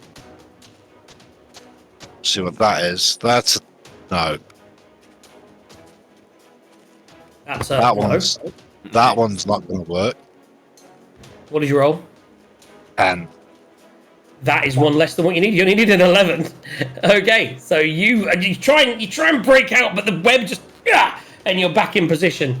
And that's your action done. You do have a bonus action. Now. Does spiritual weapon need... it's got someone... If it has... It's somnatic, yeah. Somnatic's fine. Oh, no, wait. No, somnatic is what you can't do. Somnatic means you need to do some of this. You can't because you're restrained. So you can do verbal spells, and you can do... theoretically, with a material spell, we'd think that'd make you roll, but if it's got somnatic, that means you have to move your hands. Okay, so I'm going to... Let's have a look at what I can do. There is one I can... it's that one. So I'm going to first level cast command to the horse. That's an action. You've already used your action to try and break free. You've only got bonus action left. That's action.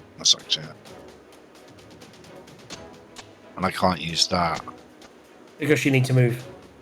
Okay, I'm going to cast spiritual weapon. You can't. That's what I'm saying.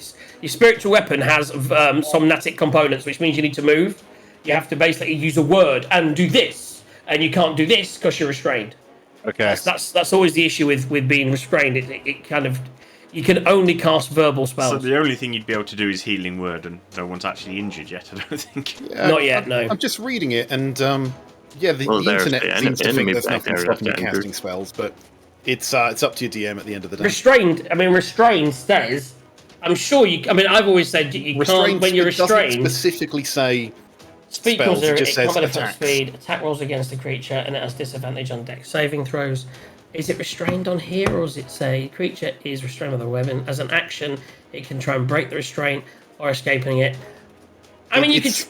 The view is it prevents movement, restrains movement, but doesn't impact gestures. But again, it's what you want to do as a DM. Yeah. Because if you might say he's wrapped up like someone in an actual web. I think in a web, there's no way you could maybe try. I mean, you can try and roll it, but you would lose the spell slot. And if you're not able to do the DC, you'd lose the spell slot and you wouldn't cast a spell. But I will let you try and cast a spell for spiritual weapon if you want. Okay, I'll definitely try. So make a. Not 20. On what did you roll? I haven't told you what to roll yet, but okay. What did you roll? Just a D20? The world spiritual weapon. Keep it. He What? rolled a 20 and it was a nat 20. Yeah. I know if he rolled a 20, he got a nat 20. I was going to get him to roll a 20. It was he was going to have to roll. I was thinking of what's the thing where you move your hands, but that's fine. Sleight of hand check. So yeah, natural 20 is good. So you can cast it. So you cast spiritual weapon. Where are you putting this? We need a token for your spiritual weapon, don't we? I remember that. Clippy. Grab Clippy. I'm sure Clippy works. I don't. Yeah, I think don't it's one have of these Clippy. things. Like if you were stuck in the mud and couldn't move, your hands are free to cast spells. But if you're completely If you're webbed, wrapped yeah. up, like a that. mummy. But he could be maybe able to like. So, I'll give him it as he rolled so well. For now, we'll just throw. I'll throw something down. Carry on. Okay. It's your spiritual cat. It's a sword, honest. I like that. I last don't time. think. I don't think you can do anything this time, though, right? Oh, it can. It can. Where are you putting it? It can immediately attack. Oh, it's gonna Make it be. quick. It's half full. On him. Probably the one that isn't hypnotized. Meta pitching. Let him make his own decisions, and then we explain why they're right or wrong. Eagle. I'm trying. I don't think I can. I can't move it. I will move it. Tell me where you're putting it. I'm Ping putting whatever it. you want to hit. I'm pinging just in front of the horses. There, So yeah. like- Okay, so you put it next to the horse. And are you going to roll an attack? I can roll another one if you want. The first one wasn't an attack. That was to whether you could cast it. You can now roll to attack if you want. Who are you attacking?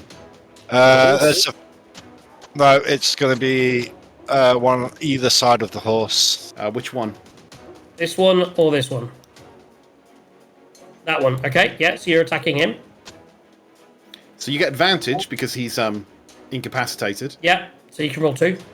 So that was either 15. I don't know if it was high enough. And I will try again. With advantage, it's still the 15. 15's enough. Roll damage. Tell him what he won. Okay, that's 10 points of force damage. Beautiful. So it's a good thing that you did 10 points of force damage. However, it is now awake from being hypnotized and will get to act on its turn. Yeah, should have attacked the one that wasn't hypnotized. Now you just created an extra enemy who may run away with a horse, which is hypnotized. Indeed. Well, it's tough. There's a lot going on. There is a lot going on. He did very well to command them in the first instance, in fairness. And he was able to roll a nat 20 on the getting the spell off, so it's all good. Right. Tactical It error. is now the guard's turn. He, seeing the kerfuffle over here, is going to go 5, 10, 15, 20, 25, 30. He can just get into the range here. And rolls 13. That's a hit. Damage. 13 does hit. It's 6 points of damage. He's got to do some damage. He goes in there, cleaves in, boom, happy days. this is the big thing now. The Eticaps, this guy is going to knock this guy. To be honest, he'd have woken one of them up anyway. He will shake him out of his reverie. And then they will use an attack of opportunity. Yeah, that's what I was He going to does. say. He does. And he rolls a 15, so that hits. And he gets a max damage, 7 points of damage. So the slap is his action. So the slap is his action, and then each of them are going to go, and he will assist with the carrying, with movement. And I would say, what is their movement? They are going to... This one's going to web up, and effectively as a team... Does the spiritual weapon get an attack of opportunity? No. Okay, so as a team, they're going to web and start to move up and away. I will give the 3 people, the 2 people that are close enough to, the 3 people include, not so basically not you guys, unless you can have really long range spells and be able to see over or through a thing. I will give each of you a chance to do something again to stop them. Otherwise, they will get away at this point with the horse. So, and we'll start with... So, Quent, what are you doing? Well, I just need to... What? I'm going to basically say that with their movement, this one's about here. The horse is there, and he's now like 20 feet in the air, up a tree. He kind of webbed up and started to go up, and then dragging the horse with him, with the other guy's web here, and these guys are here. This guy is the one lagging behind because he used his action to slap. They're well and truly getting away. This guy's a bit... And this guy's still on the ground. These guys are already kind of up in the tree. Well, shit. Well, I can only reach the one at the far end, so he's the one that's gonna get my... Wrath. Yeah. Okay, so you're going to swing up, swing and a hit. You take 2 swipes on that bad boy. Definitely. Ooh, that's gonna definitely hit. 25 to hit. That hits. You think it might hit? Definitely hits. You want damage now, or Yep. including the divine? Oh crap, not so good. So 7 and 6 is 13 damage. Okay. So second attack. Yes, 14, which Hits. will hit. And that is 15 damage. Oh. It's still up. A little bit. but it is crispy. I mean, he's got his limbs. He's lost an arm. You know, I mean, one of his limbs off, and he's limping away. He's not going to get away. Like an attack of opportunity will almost certainly kill him, which is going to happen. So he's fucked, but he's still alive. I feel like I'm just gonna grab the hand and go like, I'm keeping this. Beat him to death with it. The guard, seeing you get that one and do that, is going to go. He can sort of get to here. He can get there. He can get closer, but he sees him up in the air a little bit, and he just fires his. He's going to fire his bow up at it, and misses. Alfred, you are still restrained.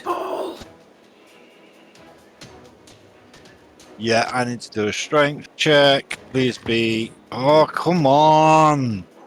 You could choose to just try and cast a spell if you wanted to, but you would have to. It would depend on what it had, whether you could roll it or not. But you could certainly just, if you wanted to. So, for example, the command that you did earlier, in order to cast command, it is just verbal, so you don't need to break from it to cast command. You could just shout at them again and use halt again, for example. How many Or are release. Or sleep. It doesn't matter. All of it would be one turn, Return. and they would with the horse Return. to their home. That's how they would read it, motherfucker. In that case, it's come. Come. Be careful how you say that. Yeah, but pronounce it. Yeah, then there's fucking webbing everywhere. So, Spider-Man all over the screen. Yep, so there's 2. So yeah, I'm gonna cast com at second level. Command com for the two that are with the horse. So I get to try and yay, that's better. So you say come. Yep. Okay. We'll see what they do on their turn. Splooge. So I would say, yeah. Oh, they need to roll. Okay, so this is big. 18. And a natural 20. The pot's just going up, baby. So they both succeed. Sorry, dude. If they had, even one of them wouldn't, the other one wouldn't have got away. But I succeeded. That's an 18 and a 20. So they both succeeded on their saving throws and don't come. Just when you think they're going to come back, they look back and then they shoot off into the trees. And you can attempt to follow them, which we'll catch up on the next session with.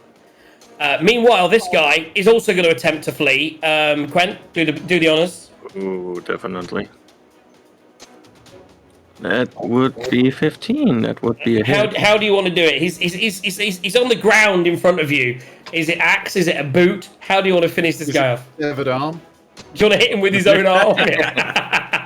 Well, Hitting yourself. Stop hitting yourself. I'm gonna step on him with one boot and then just take the axe and slowly run it across his throat. Okay, so he's dead. The other two got away.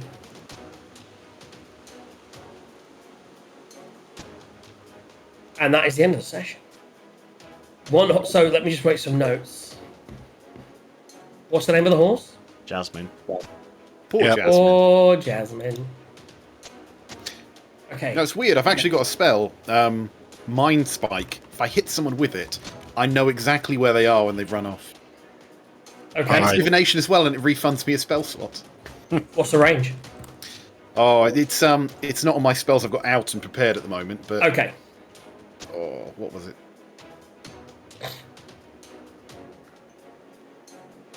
As they are getting out of range, Ash, if you got anything you could do to track them in any way 60 or foot. hit them? Track them, no. Hit them, probably. I mean, neither of them have taken any damage. So unless you can hit them for 40 points of damage, they're going to keep going. Well, I was going to say, so the only other thing I could do that I was going to try and do was command one of them to release, and then hopefully the other one won't be strong enough to drag the horse. What's the range of command? 60. I mean, I would say, because they've got their full movement from there and action, they would be outside of 60 feet from you. Yeah. They're already that, and they haven't moved yet. This is there now. On their turn, which they have, they're going yoink. So you'd need something that was like 120. You could Misty Step, and then quicken. Well, I was thinking I'm on a horse, so I could move 40 and then I've got 60, but yeah, it's still pushing it. Yeah. The only things So I've they got go. that are They 120 climb. are the Scorching Rays, Magic Missiles, that sort of thing, which, as you say, aren't going to be enough. I mean, You could try and pepper them if you want as they go. I would say that as you're out of range, you see them going, by the time you get around here, they're already getting out of range, and there's a lot of trees. They're being cover as well, because they're now in the trees. They're climbing up through the trees, and they've gone. The guard sort of turns. At this point, Bade cuts you free. He was hiding behind, and he cuts you free, and is like, "My goodness, they've moved with your horse." And then you hear a disturbance, and Arlo, you're the one who hears the disturbance from the back. Crap. And it turns out they attacked the front and the back, and they've also stolen a horse from the wagon that you was in, and his horse has been stolen. And he's like, and he's literally going to these guards. What were you doing? You were supposed to be protecting. Are those swords even made of metal? Oh my goodness! You were hiding underneath. And these guys are very sheepish. And you, as sort of the sort of next sort of 5 or 10 minutes comes by, you realise that these guys actually weren't really guards. They were just people that were out for a free ride, and they were just commoners. And they're actually, they just managed to find. They actually have what you actually at this point now. You grab one of their swords. and you realise it is just like a sword that you would use for acting, and these are actually a troupe of actors that were just trying to get a free ride. And the guy approaches you and he goes, "They've got the horses, but..." And one of them goes, "I do know much about these creatures. They store food. There's a chance if they've taken a couple of horses, we might be able to rescue them. But you would desperately need to head off and be quick about it." Right, I was going to say, would I have been able right at the end to send Poe off to try and track them? Because that's all he can do. Fly under the trees, see, but that's about it. So you then at that point have Poe following, so then you could turn around and say that you are tracking them and that you would be able to maybe get the horses back, and then maybe get your seat back in the That's exactly how I'll phrase it. I'm tracking them, and if you're willing to give me my seat back, maybe we will go and try and find those horses. "Oh, I'm so sorry. Do you know what? As well, you could keep your gold if you could bring back my horse. That you could travel the rest of the way for free." Right, now to convince everyone else. Well, I would still have my. I was going to say, I think we need to get Jasmine back, so. Well, I've been trying to say I still have bonus action, right? And I can move. I can move my spiritual weapon. Effectively, they've gone. I was going to say, That's you the can, point. but yeah, the spiritual weapons, is really slow, isn't it? They're moving, Yeah. what, like 80 foot a turn or something? They're moving 60 feet a turn, including climb speed. So they're moving out into the trees, through webs, and Clippy goes they've about gone. 20 or 25 or something. 20, but at the moment, I it's just like I can. Yeah. But Poe's following. You have them tracked. You have an idea. They're eventually, at some point, going to arrive at their nest. And if you're quick enough, and we'll find out next session because there is a skill check for it, hopefully you'll be able to save one or both of the horses. And we'll find out which one this time. This time in about 4 weeks. Guys, really good session. We got a lot done. You've made it through three of the 12-ish things that we can do, with a couple of bonus things I've thrown in as well.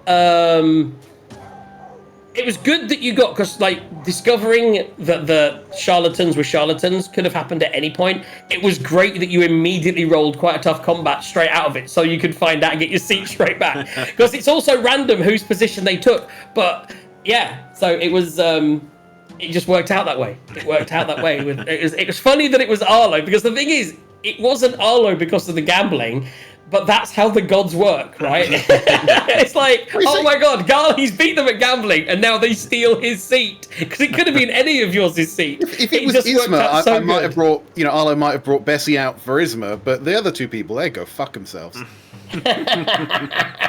No, not in there. It was as in out of you four, one of you was losing your... Well, yeah, no, the rock gnome and the lawyer. If it was their I meant one of you four. Oh. That's what I'm saying. So it could well be that it would have been the two. It could have been that they started. It could have been that the brewer. It could have been that Eagle lost his seat with the brewer, even though we healed him because they wanted to, like 4 people protecting. But I rolled for it, and it was you. It also probably made, from a story point, it made the most sense. Thematically, Yeah. and that's why I love D&D, because the dice made the best thematic sense. Because had it have been Quent, that would have made no sense because he's just riding alongside the fucking thing. Yeah. That was magical. Right, guys. I need to go and start cooking food. I just realised I haven't told the wife to put food on. I'm going to go and do that whilst you start to get together and think about some dice rolls, and we'll come back and talk about when the next session is going to be. Mm-hmm. I'll be back in 2. Babes! Got the oven on. Okay, right, we've got some rolls So to loud do. I could even hear it through eagles. What? I'm only joking. Oh dear.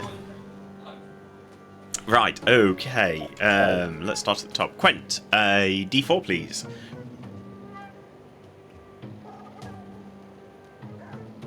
One. 1 is Paolo Woda. Next one. Alfred, a D6, please. 6. 20 past 4. I was like, shit, it's 20 past 4. 2. I had a... Oi. 2 is Josuke Ali. Well done, Josuke. Guys, that session was great. Where's my keyboard gone? Back here. Right, 3. Arlo, a d4, please. That is a 1. Rolling low here. That's Josuke again. I hope you know next session I'm just getting an unseen servant to run up to the nest with fire and oil. It's a simple task, starting a fire. But Yeah, we don't lots want to of roast a red, boom. horse. Or roasted horse. DM, since you're back, a d4, please. I just put all my dice away. Roll a caltrop. Why he was asking you. Yeah. D4, much higher than everyone else has been rolling. A4. 4 is Trace. There you go, Trace. Always looking after you. And right back down to Quent, d4 as well, please. 1. 1 is also Trace. Then Alfred, a d6, please. Ooh! 2 is effectively a 1, which is Josuke again. Then Arlo, a d4, please. 4. That is a 3. A 3 on roll 7 is Trace again. And DM, a d6, please. Oh, I can do that. 5. 5 is DJ Star. And we're nearly there. Quent, a d6, please. 1? What the hell? Is- That's 3 ones in a row. Pornocchio. It's one of those, it's not so bad because everyone enters in different orders, so it kind of randomizes a bit anyway. Yeah. And then last, Alfred, a d4, please.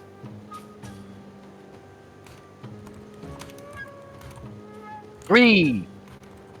3 is Trace again.